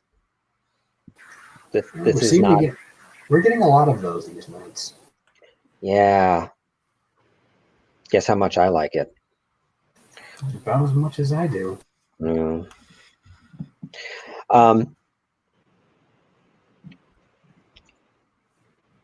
Is there anything you want to Anything anyone else wants to do over the next few intervening moments?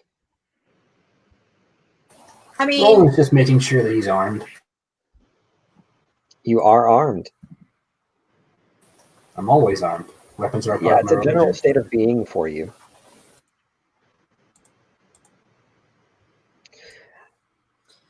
Well, I think that Marie wants to first meet with Suzanne, but she's also very interested in meeting the people from Toulouse. mhm. They are definitely linked to this. And one of the toreador looks over. Her name is Julie. Mm-hmm. And Anais! No. Ma chérie! Oh! And she comes over and she hugs you and she gives you the 2 kisses.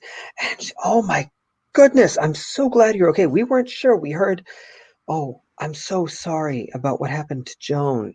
We came as quickly as we could. And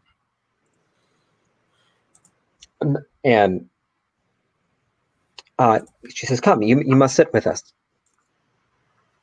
Yes, your friend too. She looks at And she gestures Marie. at Marie to come as well. She just reluctantly goes. Bonsoir. My name is Marie Suzette. Julie, it's a pleasure. Hello, Julie. Any friend of dear Anais is a friend of mine, so I'm very happy to meet you.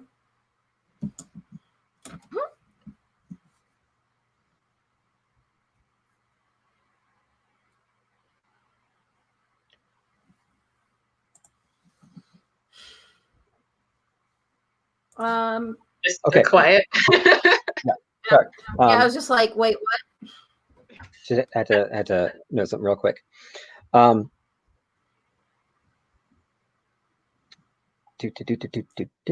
So you all get brought over and introduced to everyone. Of course, ending with saving the best for last is how Julie puts it, and introducing Marie to Madeleine d'Arvor. And she, bonsoir. And she, of course, sort of gushes over Anais. They're all so relieved to see that you're all right here in Bordeaux. They want to know when you're coming back. Oh, they just asked that. Yep. After I get some business done here, maybe or possibly I'll come back. Of course. I mean, we all, of course, know that this is where you were from. No rush. But we all can't wait to see you back in Toulouse, and that's when Theodore shows up,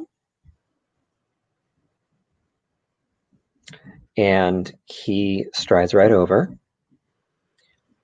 and he ignores everyone and everything else. He goes straight to Madeleine, and he extends his hand. Madeleine, a pleasure to see you again. And she shakes his hand and says, oh, Theodore, it's okay. You don't have to be glad to see me. I understand. Please, have a seat. And some of the hangers-on bring over more chairs. Offering him a seat in his own bar. That's impressive. And he sits and he crosses his arms and he says, so to what do we owe the pleasure of your presence?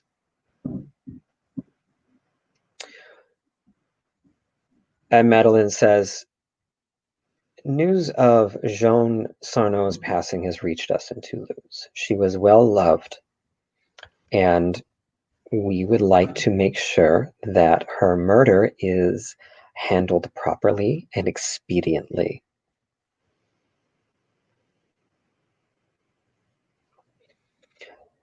And Theodore says, well. We're handling it as well as we can, considering that this is not the first event to happen to us recently of some import. I'm sorry for your loss.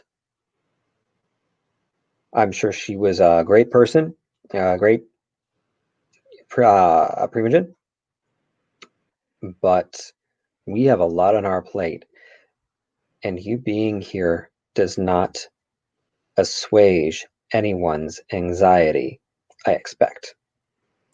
Can I try to get a feel for this whole conversation? Yeah. Especially on Madeline's end. Mm-hmm. Perception plus etiquette, actually. Difficulty 6.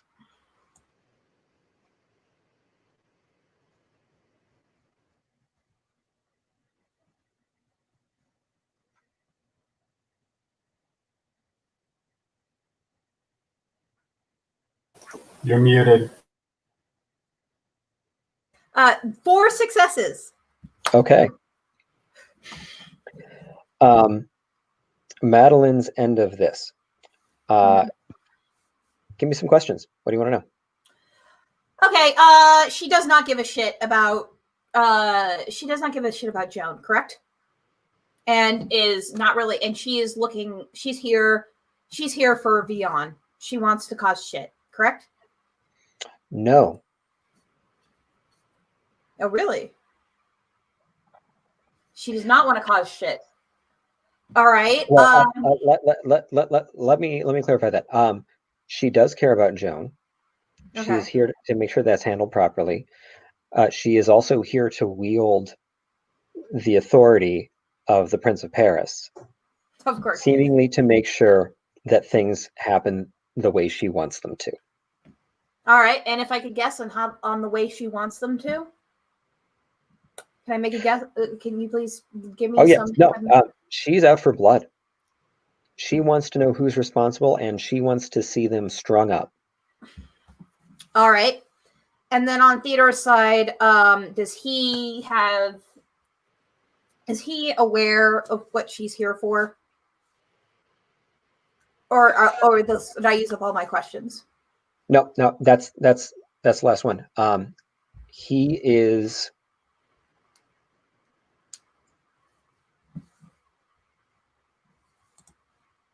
He seems a little bit distracted about being nervous about her being here. I think that he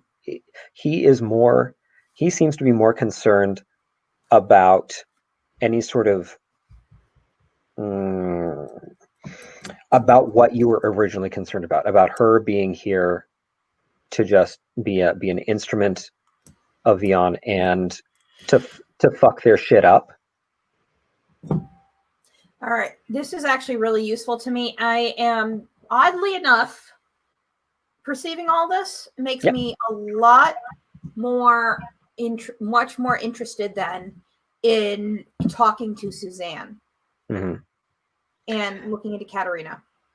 You would also know, sorry, just to throw it out there, you would also know that you, having been invited to the table, need to stay until they leave. Yes, I understand that. Okay. But I like just very covertly, I reach down under the table and I grab Anais's hand.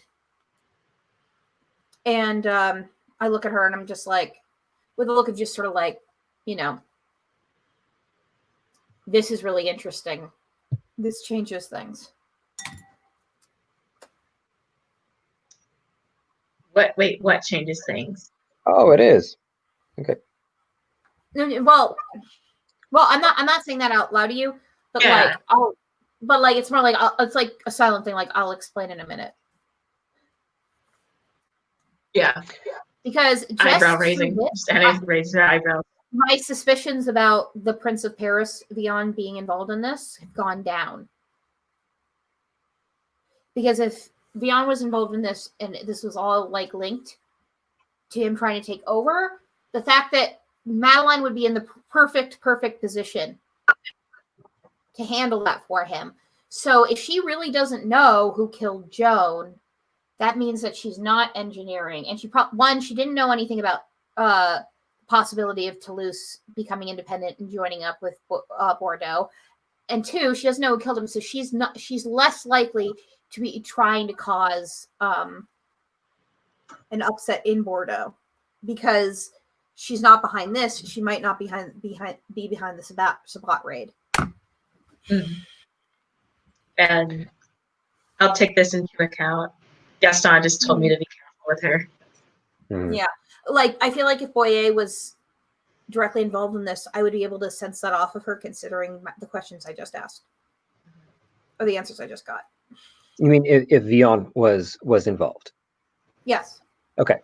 Yeah. At the very least, if there is some other machination by the Prince of Paris going on here, she is unaware of it.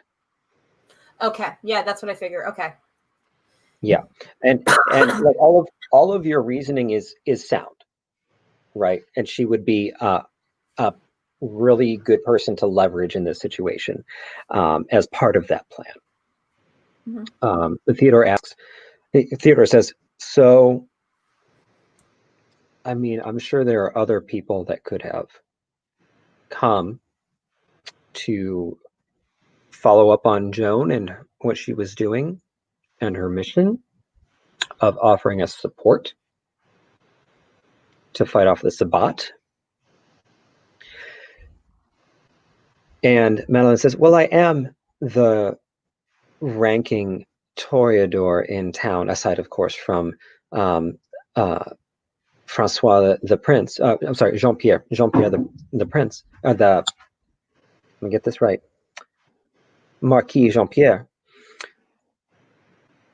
Oh, you should congratulate me, by the way. I have been named Primogen in Joan's unfortunate absence. He says, indeed. Well, congratulations, Madame Primogen. I'm looking at Anais at this, and I'm like, girl, like, this ain't good.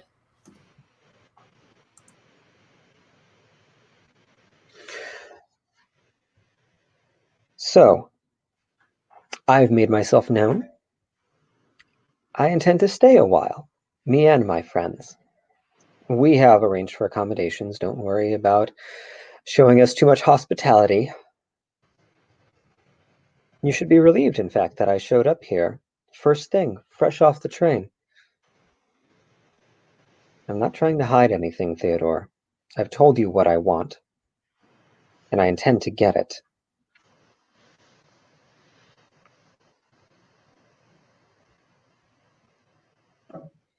And she gets up and she says, I hear they have a fantastic club down by the docks that we need to check out.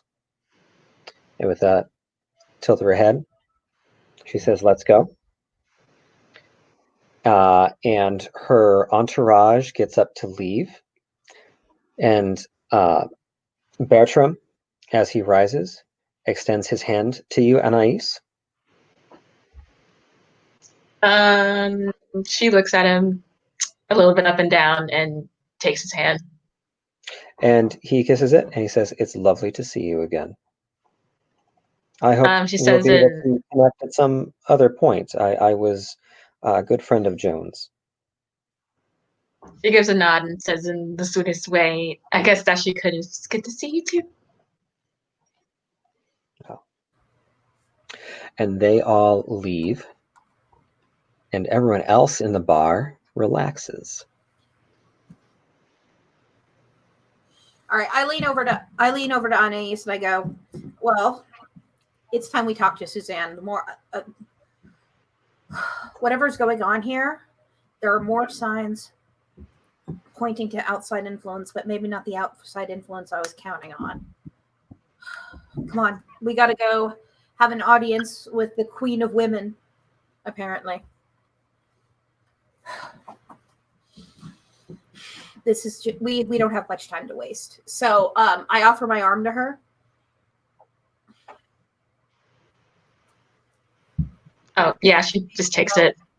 Yeah, and we make our way over to Suzanne. Mm-hmm. I'd like to do a reading on Suzanne as I approach her. What kind of thing would you be looking for? I'd like to see maybe if she recognizes us at all, if she seems sorry, COVID, sorry. Coughing in her face, coughing in Suzanne's face. Okay, no.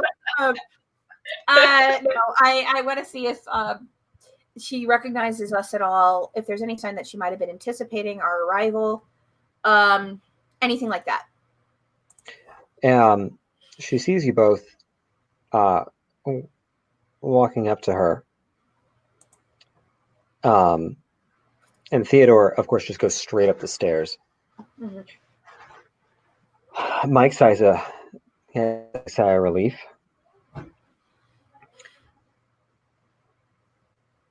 And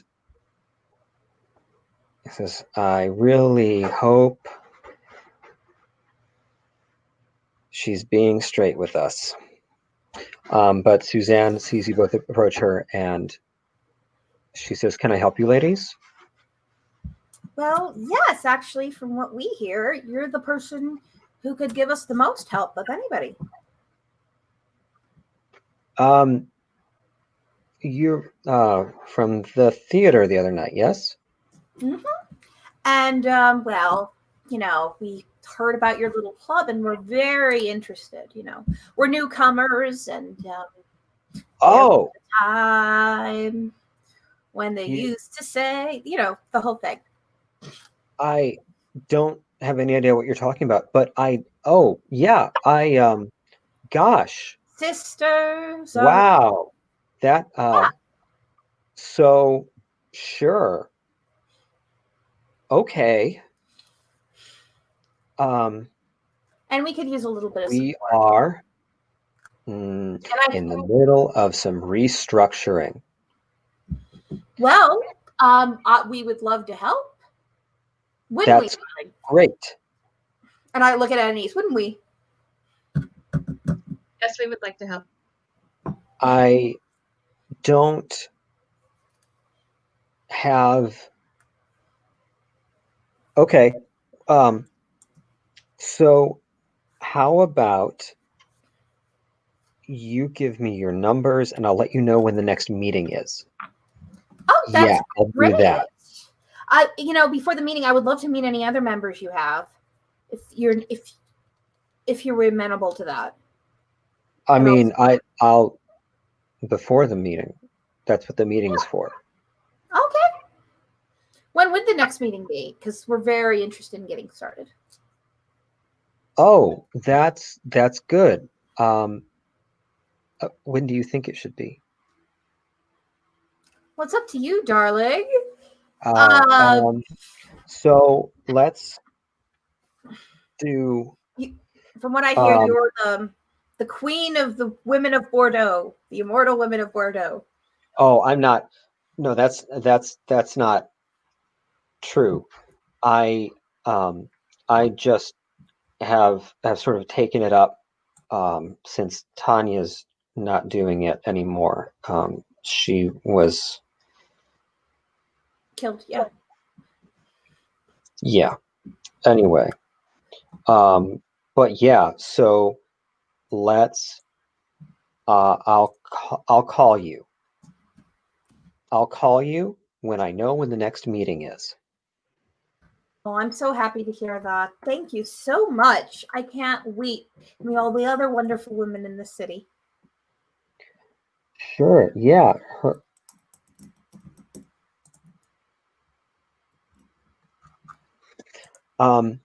It's small at the moment, but I'm glad to meet other sisters who do we still say that? Yeah, I do. Okay. Tanya was the one that really knew this stuff. Yeah, I will let you know.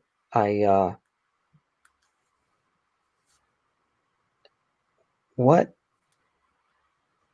happened just now with that bunch? Well, you know, as usual, some stupid men being threatened by the power of a strong woman. But just a few visitors from Toulouse who are worried about, what happened the other night. Sure. I guess I don't blame them. Sure, yeah. So I'm gonna I'll let you know what's going on when it's going on. Oh, thank you so much, Macherie. And then I lean in for the double kiss. Oh, Remember, yeah, sure, yeah. Okay, yeah. It's Marie Suzette and Anais de Condorcet. Yeah. Nice to meet you both. Excuse me. And she goes to talk to the ghouls behind the bar. Oh, God. And I look at Anais and I just go, oh, Jesus Christ. This is going to be... She better call us soon. And Marie, you get a text. Still on for drinkies? Oh, from Lore? Yeah. No, not Laura. Alicia. Alicia? Alicia the Harpy. So, your former mistress just texted me for drinks. I might want to take her up on it. I don't think you want to go, though. Do you? What's this? Alicia? You can go if you want. I think it might be useful. She might be a good contact. Oh, I mean, I'm sorry. Just in case. She might have some leads. Go if you want. I won't be going. I understand. Look, I don't like her, but from what I understand, she's a good person to get in the good graces of. But text me if you need anything, okay? I will. Thank you. All right. And I double kiss her, and I text Anais back on definitely when and where. She shoots you an address. It's an apartment. Mm-hmm. All righty then. See you soon, ma chérie. Mm-hmm. All right. So, Mike says to Roland, I guess we just stand down unless Theodore, or until Theodore has instructions or something. He's probably talking to Boyer about it right now. Mm-hmm. Probably, but I'm still going to go and run down as much as I can about this investigation. Sure, I don't yeah. want to get any colder than they already are. Yeah. No, you do you. Just, you maybe get a call. We may need some help. I don't know how the brass is going to handle this. Well, I mean, it's a power move on their turf, and sending that woman or anyone else, very clearly, it's a message. Yeah. But we do have some leads that we're going to run down. But I'll see if I can't finish the investigation before she does. Sure. Great. Do it. Oh, I fully plan on it. There'd be nothing worse than having her realize that I got to it first. Like,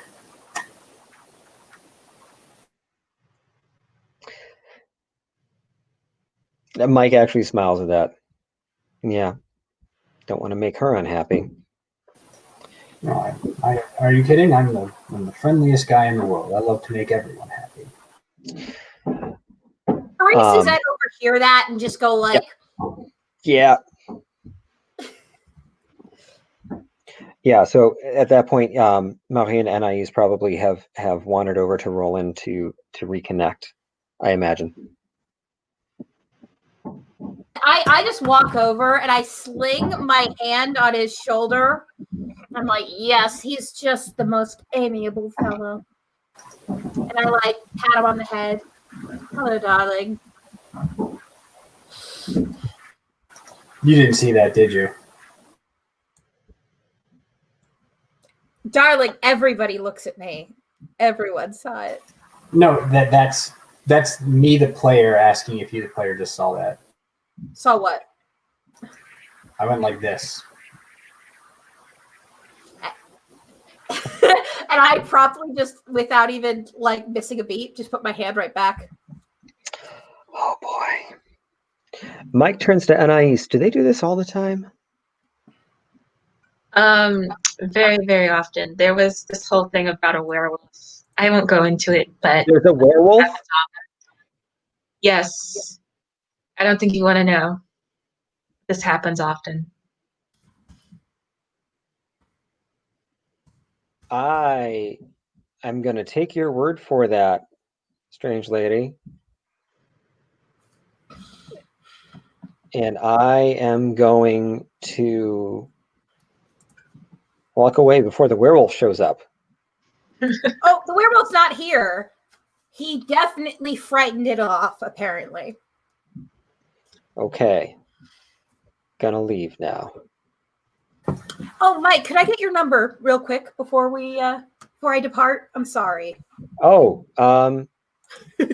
he looks at Roland.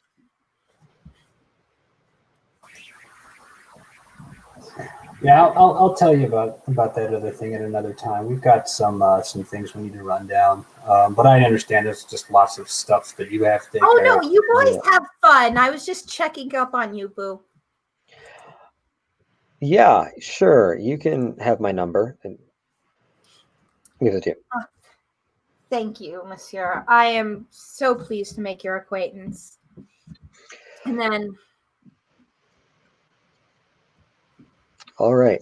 And so I have a drink to make. I have a drink too. I had someone to meet with for drinks, but do you think you could make sure Anais gets home safe? Yes. Merci beaucoup, ma chérie. all right. And Roland, you said that you had some leads that you wanted to follow up with. Yes, and it's good that Anais is here. All right, let's take care of that first. I'm going to go and look to see if we can't get a private room somewhere where we won't be disturbed. Oh, yeah. I mean, well, I'm not going to go and pull out a mummified hand in the middle of the bar. No, there you have lots of options for that. You have your haven. You potentially, if Anais invites you up, you have that haven. If you want a private place here at the bar, Mike can set you up. Where do you want to be? I'll let Anais go where she's comfortable. She's going to be the one doing the spiritual heavy lifting on this one.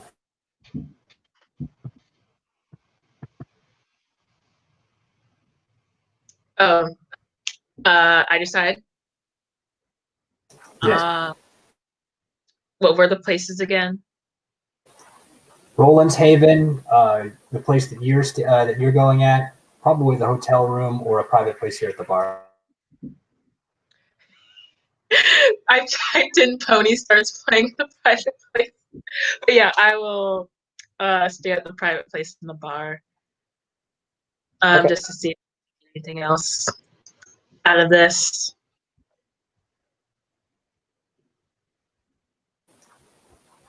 And I'm going to make sure that I'm around close enough that I can both keep an eye out and listen in if she says anything, because I know it's auspex and it can be metaphorical.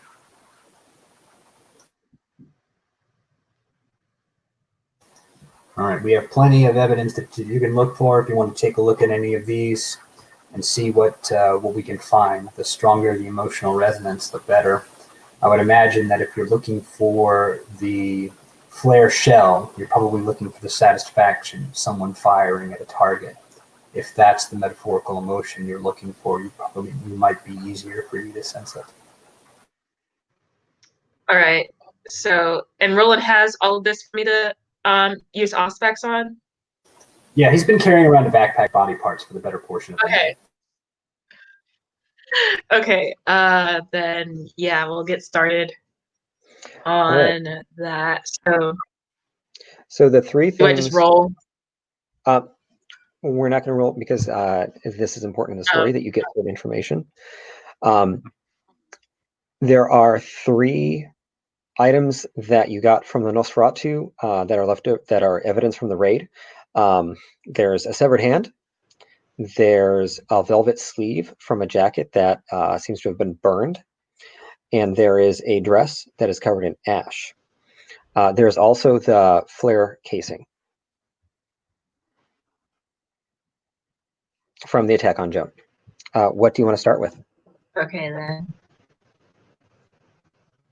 So do I just analyze So the charred body part? Yeah, You try that. Body part first, sure. You hear sort of video game music, like the Mario theme almost. And you sort of get like this image of like a platformer. Like there's this guy, he's running along and he jumps to grab the dollar bill and he takes out, you know, a long sword and goes whack, whack, whack on some men in suits. And he's jumping along, and then right across the screen comes a bang, it's a shovel. And blood drips down, like 8-bit terrible graphics blood drips down, and when it clears, now it's in a first-person shooter style game, except that instead of shooting things, you're biting things. All of a sudden, you're a vampire. It's a vampire game. Like your life is measured in little drops of blood across the top. And you come down a hallway and burst through a set of doors and then start chomping on people in fancy dress in a big fancy ballroom.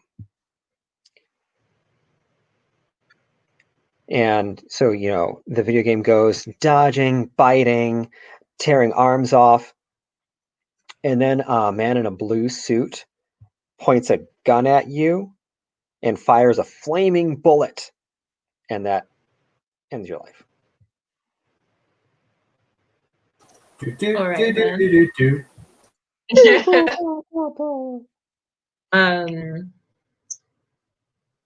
for that one, I just stated wrong. This is pretty much a summary of Jones's life. There's not really anything like significant that I can see. All of that, she just gets hit by this flare gun. So she just goes. Hold on. I'm sorry. Were you starting with the flare casing, or were you starting with the hand? I was starting with the hand. Yeah, so that was the hand. Yeah. That's not Joan. Yeah. Oh, she's bad at aspects. She's has her mind on Joan. But yeah, she sees. She tells Roland about the images. Yeah, and the one sort of most useful detail is probably that you got the impression that this person was not a vampire for more than a night. All right. Shovel-heading nerds. I mean, it happens, especially during. It does. This Hudson Rivers. What? It's almost like this was a haphazard thing. I mean, usually if they're going to select someone for a targeted raid, they would select someone, a gym rat, a bouncer, someone. We all have those. Who were those gamers in those little message for Clover boards? All of them seem to desire to go out and, you know, play their little games and be vampires. So they're pretty easy targets. In that sense. I know nerds are easy targets, but still, I mean, it's a mortal against a vampire. There's still, I mean, even a very fit mortal is no contest. Oh well, maybe if we look at more of them, we'll get some more information. But it seems like this petty unfortunate was someone who was grabbed, converted, and sent in as shock troops. Yeah. she goes ahead. She takes his, point and goes and looks at the flare gun, parts of the flare gun. Okay. Try not to touch the back of the shell. All right. That's where when you load a flare gun, you push it in from the back, so there might be a thumbprint on there. Alrighty. She takes his words into account. Let's look at it. So investigating the flare gun shell, Mhm. you are immediately struck with bright, searing white light. And there's this sound of beeping. Beep, beep, beep, beep. And a sense of this feeling of duty. And as you're sort of reading it, experiencing it, vibing with this piece of evidence,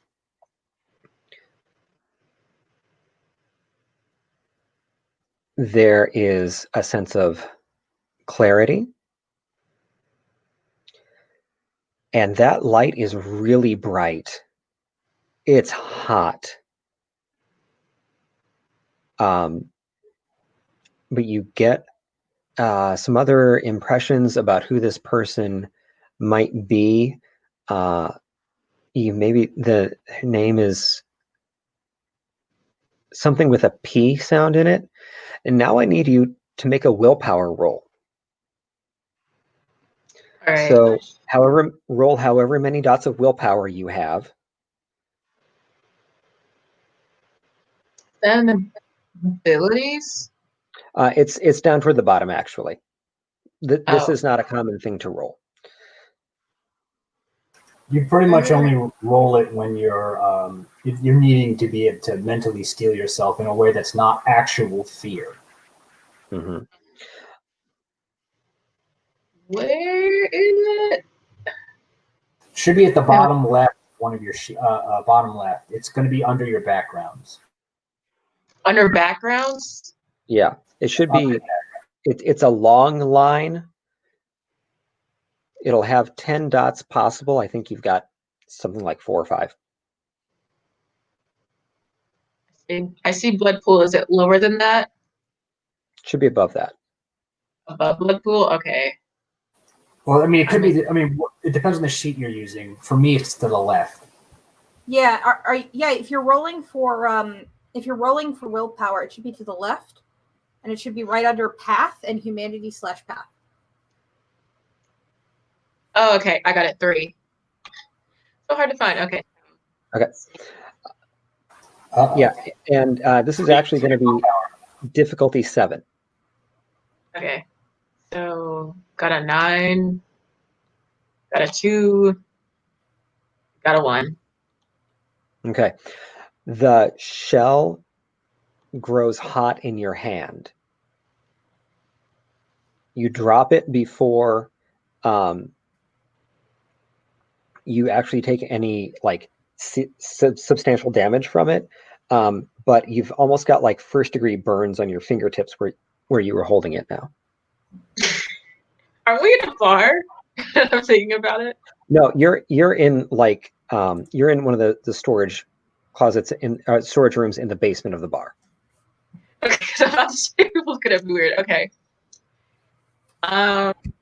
Roland's putting that fire out immediately. There's no actual fire. Oh.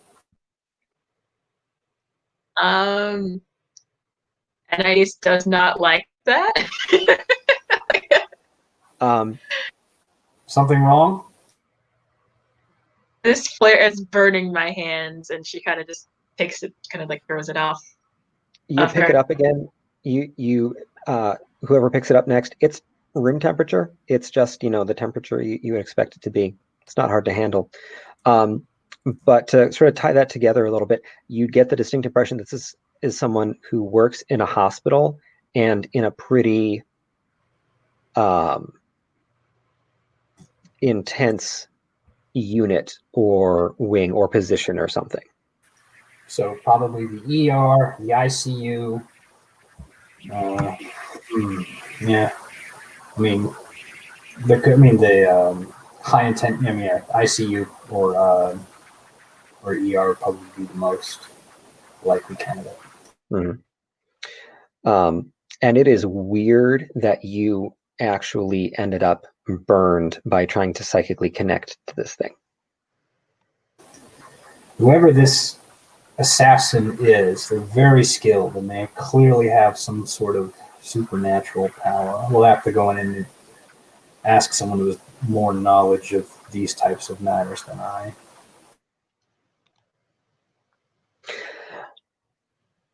So, what do you do next? We just pick up the third one. Okay. Do you want to do the dress? Two more? Oh, pick up. Which one was it? Do you want to do the dress or the velvet sleeve? Next we'll do the dress. Okay. So a few things about this dress. It is bloody. There is a big hole torn in the back of it,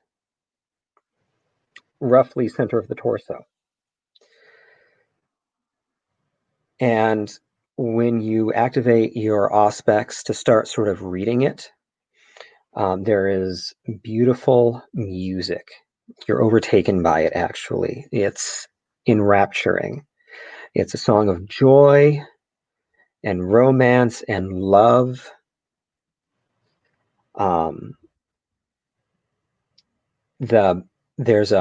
It's not part of the music itself, but there's also this heartbeat sort of sound going on underneath it all.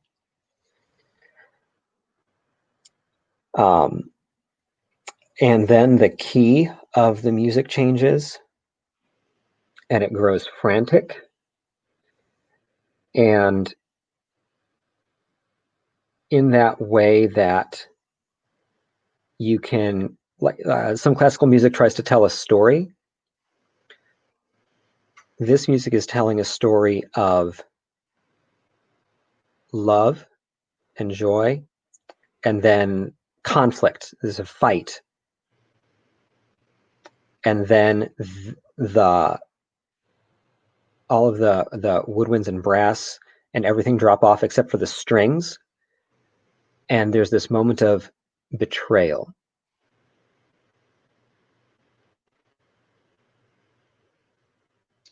All right, then. There's something else that you notice. The ash that is on the dress has a different impression. The dress clearly belonged to a vampire, clear to you at least, but the ash belonged to someone else. That's interesting. Can I do like an auspex on the ash? This one, I am going to ask you to roll for. Okay. I believe it's perception plus auspex. Let's just call it perception plus auspex before we, get too lost in rules. Difficulty 6. Okay, so 5, so 1, 4, 7, 1, 3, 2. Okay, 1 success. Mm-hmm. The person that this ash belonged to was mortal.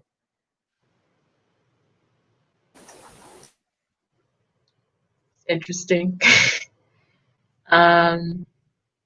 Yeah, she just articulates or tries her best to like articulate the music and what's going on with the ash to Roland. So this victim was probably a musician of some sort. This betrayal aspect.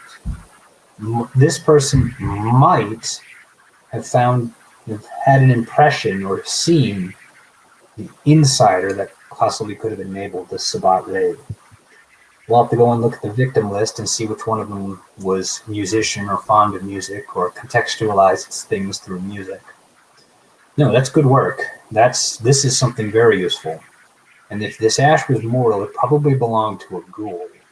Probably a ghoul of advanced age.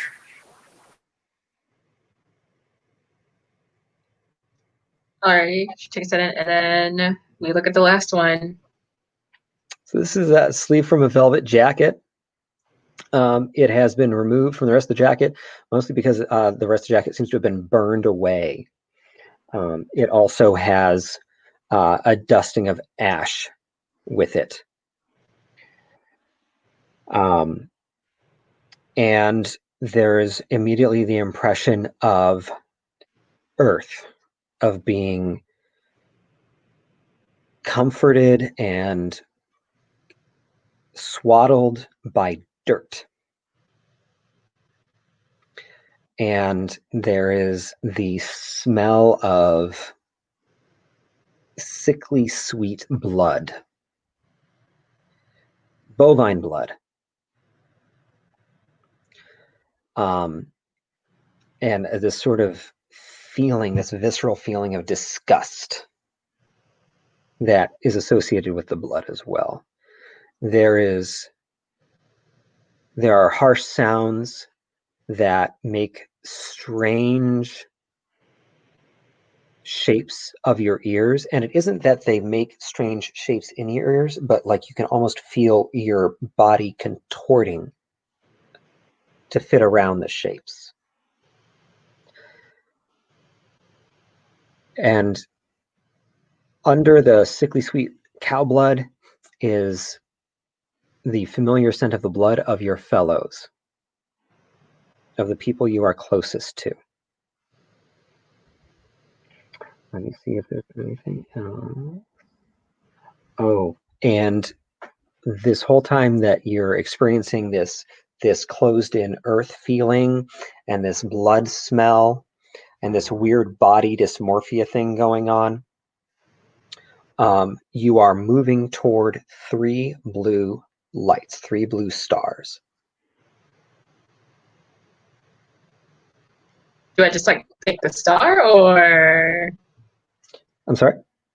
do I just go towards one of the stars, or do I? So the vision, the experience of reading this thing is like looking at and moving toward a triangle of 3 blue stars. Oh, okay. Again, she tries her best to like articulate whatever the heck is going on to Roland. Right. This was a bit, it could be literal or it could be a lot more metaphorical. I don't know what these 3 blue lights are. It's interesting. Well, thank you. It seems we've got a lot of new information to go for. I know that this medical lead has certainly become a lot more compelling, and we're going to need to investigate the victims of this raid to see if we could perhaps find someone that this musician was close to, that they would feel such a strong sense of betrayal. You're so smart, Roland. She says in that kind of way. not in like the flirty way, but she's like, "Oh my god, you're so smart." That way. Well, thank you. No, I'm just trying to do the task that I've been given.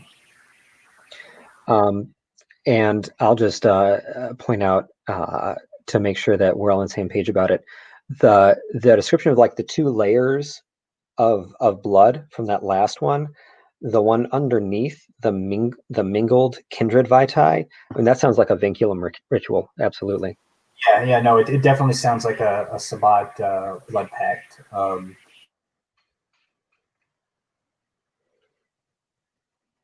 I'm sorry, you froze. Oh yeah, it's very clearly a pact bond. It looks like probably the bovine blood was meant to do. The bovine blood was probably something that was used to help awaken or to fill up their this person in anticipation of the raid that they were going to, just to liven them. But I mean, this body dysmorphia thing. I mean, there's talk of this Amishi that can do strange things with the shaping and the the bending of the bone and flesh. That might be it, but it might also be more metaphorical than that. That's the problem with this discipline, is that it's not quite as straightforward as it can be.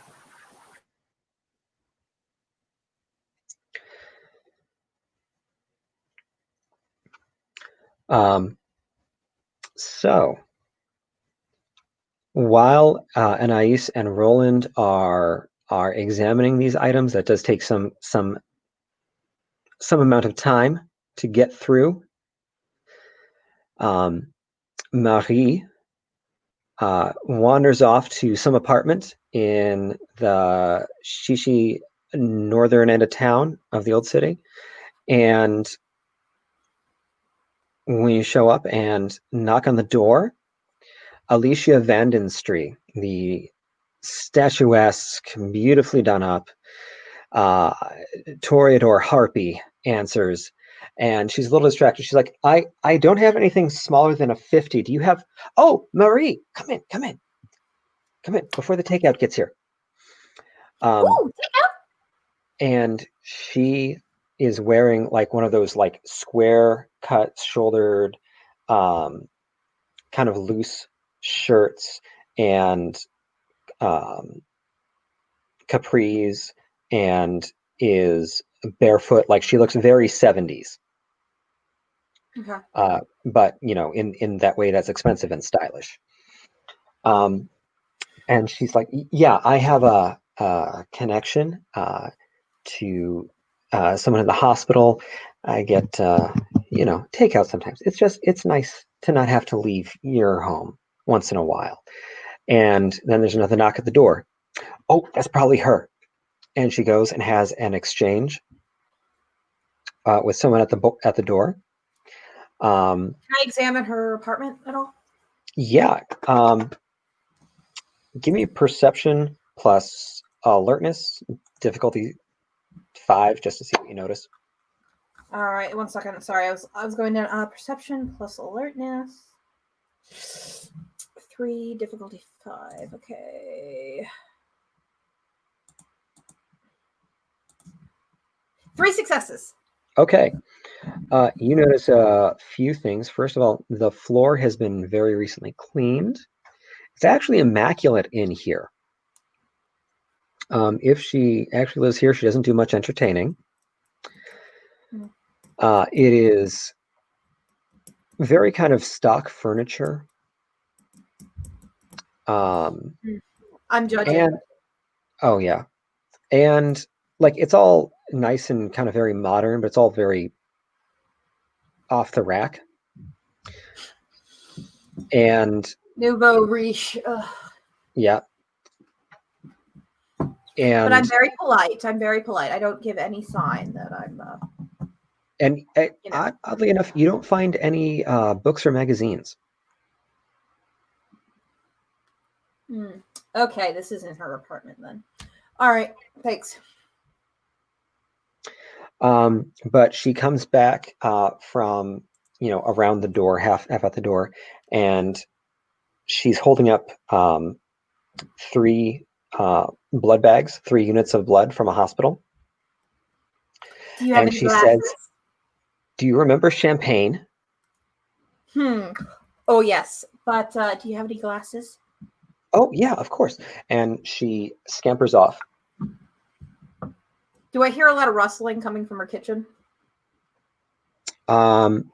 Like she's going through multiple cabinets. Oh no. Okay. No. So she goes to a cabinet, opens it, glasses out, and then you hear a oh, and she comes out with 2 champagne flutes with fizzy blood in them. A woman of taste, I see. Well, I'm not surprised. I can tell. Cheers. So. Her life. Blah, blah, blah, blah. Tell me, what have you been up to? And it is, in fact, fizzy. Okay. It is very much the mouthfeel and texture of champagne. Wow, you did a good job on that. Well, I've been kind of been exploring the city, looking into current events, that sort of thing. Oh, you won't believe this, but a bunch of people from Toulouse are here. Get out.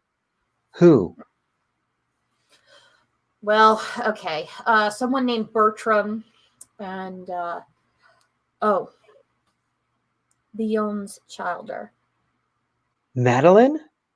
I only heard about her. Oh, that is good. What's she doing here? Did she say? Oh, just looking into something involving someone dying or something.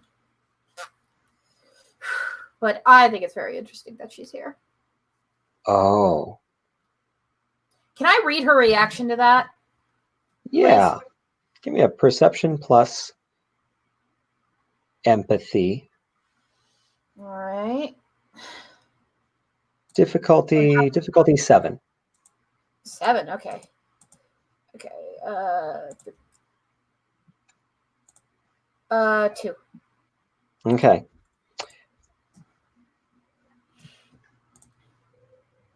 She is sincerely surprised by this news about Madeline. Mm-hmm. And there is something that she is nervous about. Okay. Well, she seemed, you know what? Now I remember. Now. I'm sorry, darling. She was talking about the death of someone named Joan, and talking about how, something about how, like, she's just very interested in seeing what justice done about this Joan woman. And I'm sure Joan was that horribly rude lady that showed up at court the other night uninvited. Private court. Well, not done. That's not done. No. And then I don't like bad manners myself, but she seemed very intent on it. Oh, and she mentioned something else. You won't believe this. She's their new Toreador Primogen. Not here in Toulouse.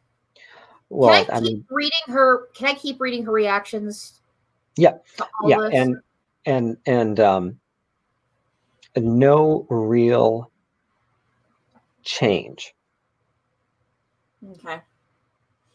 But yes, and let me think. Oh, that little Toreador, she came. Yeah, and Anais. Yeah. Yes. So pretty. She's so pretty, isn't she? She is beautiful.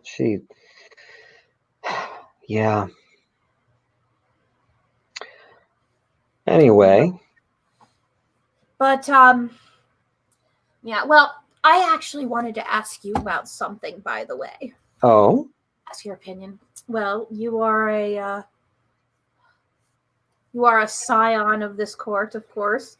And I was wondering, I spoke to Ms. Suzanne something or other about joining her little immortal women's club. What do you think of that? I think it's social suicide. Why would you do such a thing? Well, I'm new here, and I wanted to make whatever connections I could. But I did promise to meet with her at least once. But if you say it's social suicide, I will tell them no. Listen, calling her Calamity Jane might seem a little bit harsh, but she has earned that name. She is nothing but a disaster. I feel bad for her, embraced the way she was, but it's no secret that Franz embraced her to finally show the woman that is the equal of man. Franz is just such an asshole. But anyway, so she was Wait, are you embraced by- telling me? Wait. I'm gonna need to take another drink. 1 second.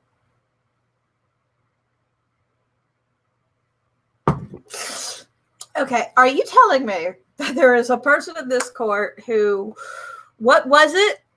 Embrace a person simply to prove that women are equal to men? Well, not exactly. And she gets up and wanders back to the kitchen. And you can see that she's got like a soda stream set up, and that's what she's using to carbonate the blood.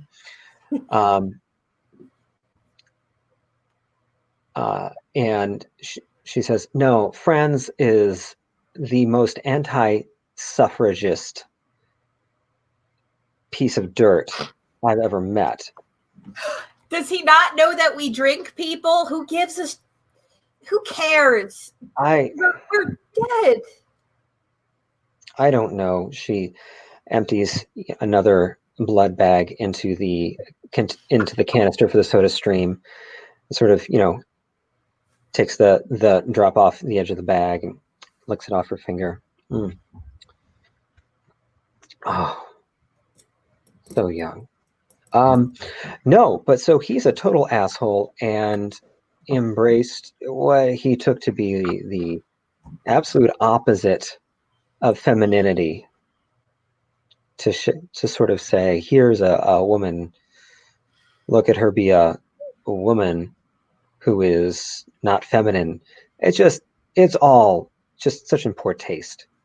Total waste of an embrace, right? But not that she isn't a disaster, but I do sort of feel for her, being having kindredness thrust upon her just to be this punchline of someone's really off-color joke. Ugh. That is very sad. So tell me about... Her sire sounds like an idiot, though. Absolutely. Now, to be fair, men and women are not equal, okay? Women, exist in our place, and men exist to do what we say and give us jewelry. She refills your glass and says, here, sister. So tell me about you. I know that you're a friend of Nev's, of Alsace and all that, but, I want to get to know you, too. There's not much to know about me. I'm a bit of a social butterfly. I was embraced shortly before the First World War. I've been around the block a bit. And I just like traveling around France. I never could stay in one place forever, but I'm thinking I might want to start. Problem is that I'm not exactly the biggest fan of Vion. What do you think of him? Oh, I think he's fine. I think all of the trouble about who holds praxis is overstated. And at this point, I need for you to roll manipulation plus subterfuge. All right, 1 second. Manipulation. All right, what's the difficulty? 8. Oh, you're not doing this to me, really? Oh, 0 successes. Okay, did you get any 1s? Let me look. No. Okay. I rolled 3 7s. Are you kidding me? So she, oh, sorry. That's okay. She throws out that offhand bit about Vion. And she says, but no, really, who are you? And you get this sense that she is like trying to be like, coy, cool, haha, I caught you up in this. But her anxiety goes up just a notch.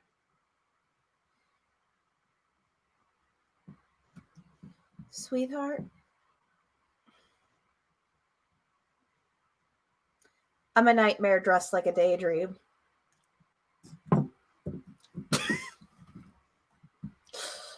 And I just sort of play it off like,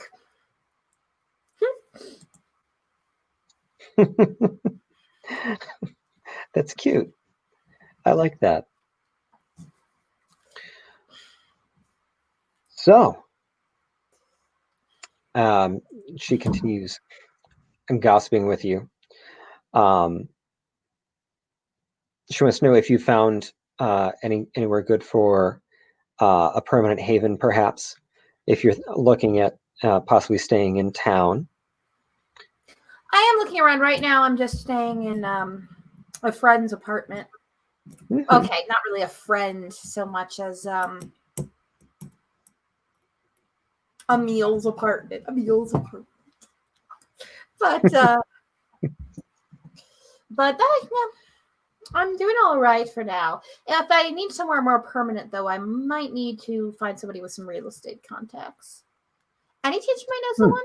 Oh, here, absolutely. Let me just find my purse, and she wanders off into one of the back rooms that isn't immediately visible from the living room. And she comes back out with, the purse. She's still rifling through it. She gets out an old school address book, and a notebook and a pen, and she says, "This is an excellent realtor. He set me up with this place, actually. Do you?" Is this place? How long have you had this place? How are the neighbors? No, nothing intrusive, I hope.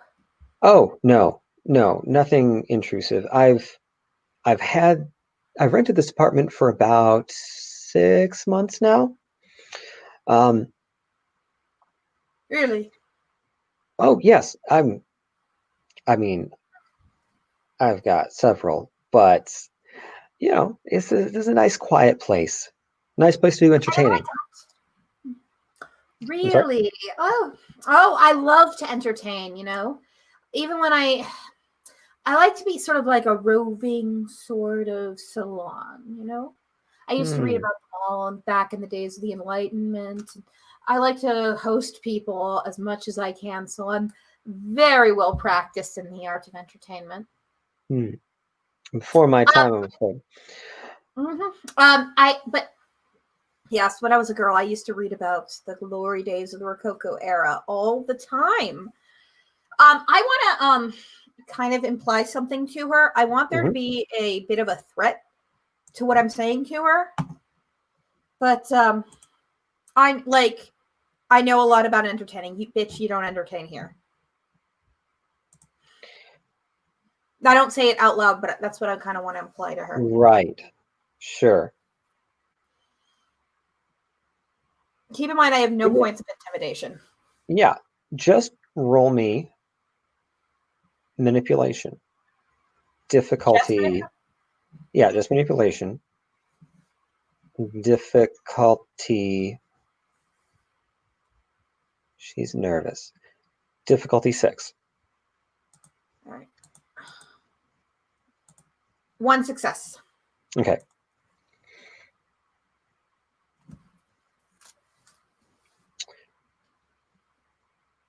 I'm not.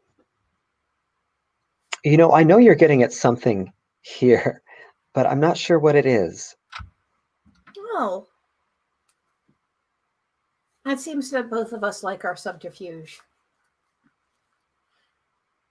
But, I mean, isn't that just natural for us? Doesn't mean we can't be friends. Of course. Friends. I love making friends. And I like to show them my hospitality whenever I can, which means I would love to host you sometime. Of course. Tell me, how long have you been a harpy?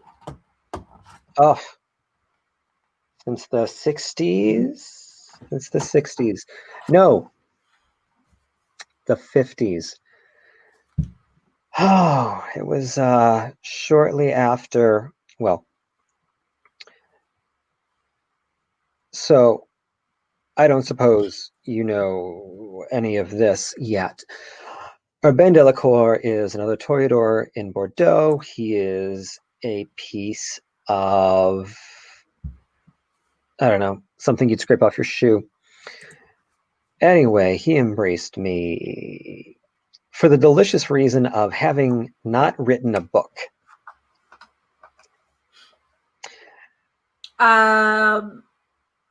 What, are you some Emmanuel Arson type? I was the name on the cover. Frankly, this is delicious too. Gregory, our primogen, wrote the novel. And Urbain had no idea. He had no idea. So he embraced me. And when Thomas, former harpy, let Urbain in on the joke, he didn't take it too well. Then he had the gall to not invite me to his next gallery. I showed up anyway, of course, and proceeded to, I tried to play nice. I really did. The man's artwork is trash, though. Oh. He got a little testy with me, so I was testy right back. Ooh, sounds very troubling. Well, he doesn't seem like the most social type. No, he's not. I know why. Was he like that before, or is that you're doing? He's always been a little bit on edge, but I think that I didn't help any. Anyway, where was I going with that? Harpy, yes. So Nev named me Harpy that night after what's the American expression? After I read Urbain at his gallery. Good for you. I see. That really is quite the story. Tell me, you seem to have a lot of connections. Sorry. One second, I got.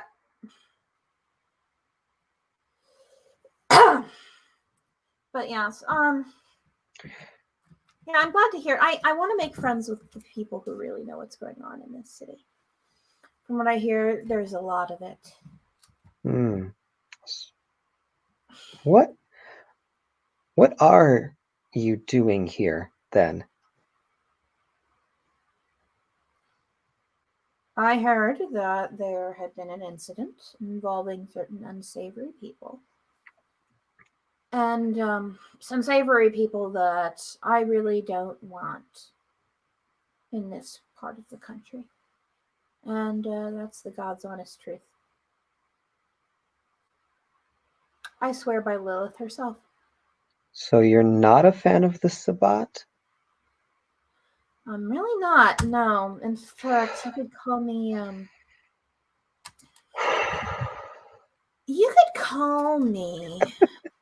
among their number one anti-fans. All right, darling, read me if you want. And I extend my hand. When I say to you, I am not here to help the Sabbat. Quite the opposite. And I offer her my hand. And she squints at you a little bit, and she smiles and she says, "I believe you. You really had me going. I was worried you were some Sabbat infiltrator who's gonna eat my brain or something." You are cagey.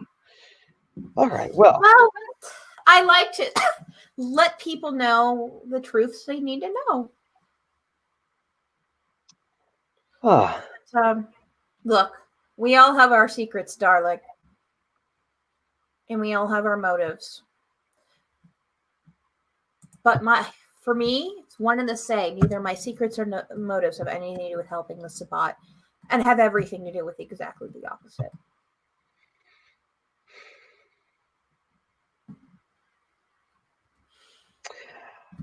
She proposes a toast to the end of the Sabbat and all their backstabbing, double-dealing, brain-eating.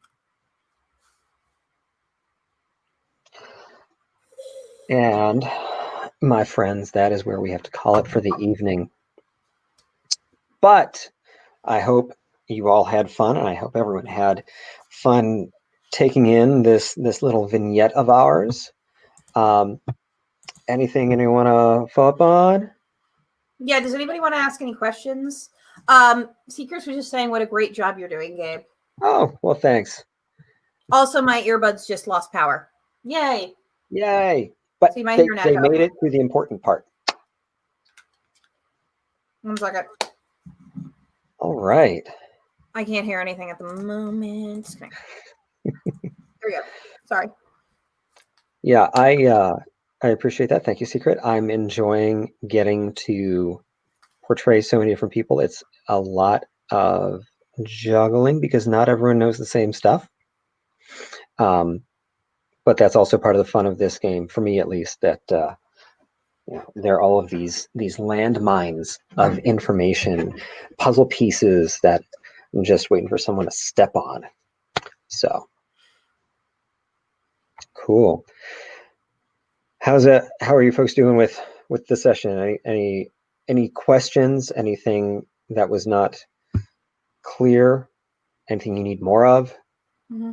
I'm so glad you had. I'm so glad you had so much. You had fun, Kat, because I was a little worried since you're not familiar with Vampire the Masquerade. But tomorrow on Discord, I will send you a Google link to the version of the game. It's a role playing game, and I'll send you a Google link to the version of the game that we're playing. So you'll be a lot more up on it by then. Cool. All right. Well, if there is nothing else, I am happy to have gotten to do this with you. I will see everybody in 2 weeks, and unless there's something else that we need to do.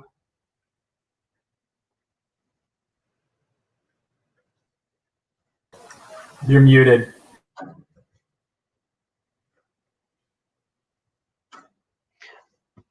I'm sorry, Wendy, you're muted. Sorry. Please try to follow us at OAU_Bordeaux BORDEAUX on Twitter. Please, and also look up Les Bordeaux Aussang on YouTube. We archive all our episodes on there, so tomorrow this episode should be up on there. Oh, and Secrets wants to know they can debrief what they know they believe in. What do you think? What do you folks think is going on? What are your theories? I'm leaning more towards. Well, I'm not, but Marie is leaning more towards maybe the Giovanni does have something to do with this. She's very interested in meeting Katerina, and but she also thinks that there's something more going on because she finds the fact that Toulouse named Beyond's child as their Toreador Primogen in replacement of Joan, who was supposed to be establishing some independence, an alliance with Bordeaux. She finds that very interesting too. She's just trying to figure out exactly she wants to know what their game is too.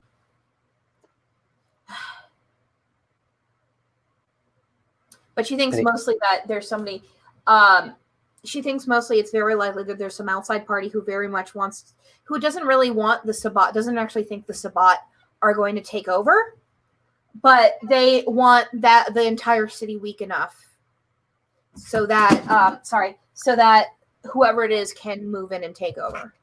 Whether that's the Giovanni or beyond, she's leaning more towards the Giovanni. Any updated theories from Anais or Roland, or updated plans? Anais probably just thinks it's the prince, to be honest, from her point of view, because she pretty much hates everybody at this point. Boyer or Just because. Boyer or Vion? Honestly, both of them. Oh. No one is above suspicion. No one. If I may be so bold, all y'all are guilty. Basically. She just wants this independence to happen, and she'll be fine, I guess. Whatever that means. Yeah, and what's up with those werewolves? I can't believe you told the Primogen that there are werewolves. No, that was Mike. That was Mike. That was Mike? Okay, Yeah, told Mike there were werewolves. Okay. Hey, to be fair, they were the ones who dropped that in my lap. Hey, I didn't say anything about. Yeah. Okay. Yeah. But to be fair, the player Jim knows what it is, and it's not a werewolf. Yeah, but that's not what we're asking. Yeah. Well, yeah. Yeah, and actually, fun fact, oh, yeah, absolutely secret. Mike is totally telling Theodora that now there's a werewolf problem. Because why? We just need more problems. There's not enough that could go wrong. But yeah, as far as I know, no one else knows that the suspected werewolf was Eva, the woman at the bar. So that's fun. They would. I know, because I'm the one that messed with her. Yeah, but like Mike and Theodore don't, and that would be so much fun for them to find out. Yeah, well, Roland is still going to be investigating the assassin. He's got more information, and I mean, I'm not going to go into a hospital and start stabbing and interrogating orderlies, but as much fun as that would probably be for 5 seconds to run as a scene. So he's not entirely convinced that the two are related or unrelated. He's just going to probably do his thing of find the next person and shake out the information of who's next up the chain. But I have speculation on who this assassin could possibly be in terms of from a player perspective of the different stuff that they're messing with, which is kind of interesting, but it's entirely possible. But again, that's meta, and I'm not gonna use that to infect my. Hey, Gabe, can you warn me next time I'm going to be drinking SodaStream blood though? Because I'd be happy to just to add to the realism to bring in like a bottle of like diet ginger ale or something and add it to my blood when I'm supposed to be drinking fizzy blood. I will keep that in mind next time. Oh, sure. The next time Alicia invites you over, when's that going to be? I know, right? She's definitely not inviting me over anytime soon. She does not like me. But that's okay. I fucking hate her guts, so it all works out. All right. So you're about as friendly as I am.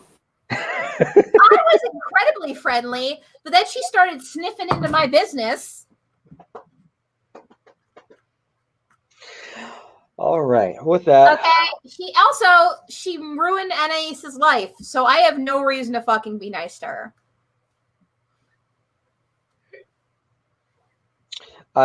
One thing that I will say, not to tip anything too far one way or another, but I as a person, not just as the impartial GM, really want to see a night when Anais puts Alicia in her place.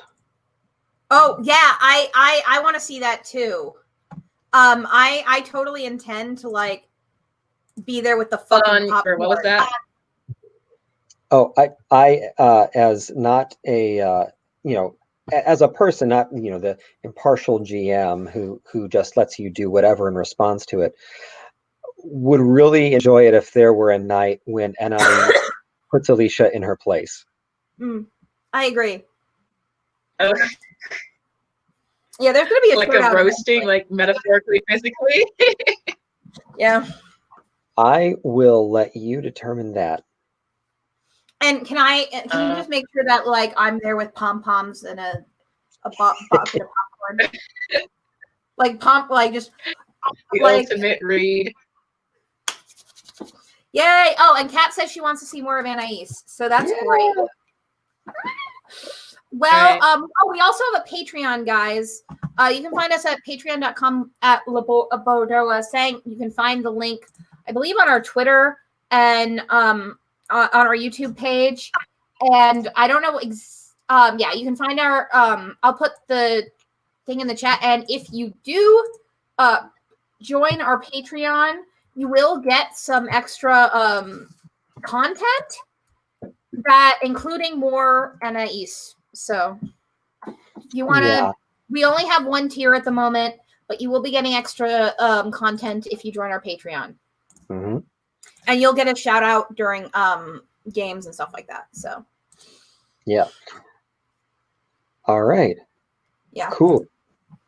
Thank you, everyone, for joining us this evening. Thank you, Wendy, Deanna, and Jim for playing. I have been your GM, Gabe, and we will see you in 2 weeks. We love you guys.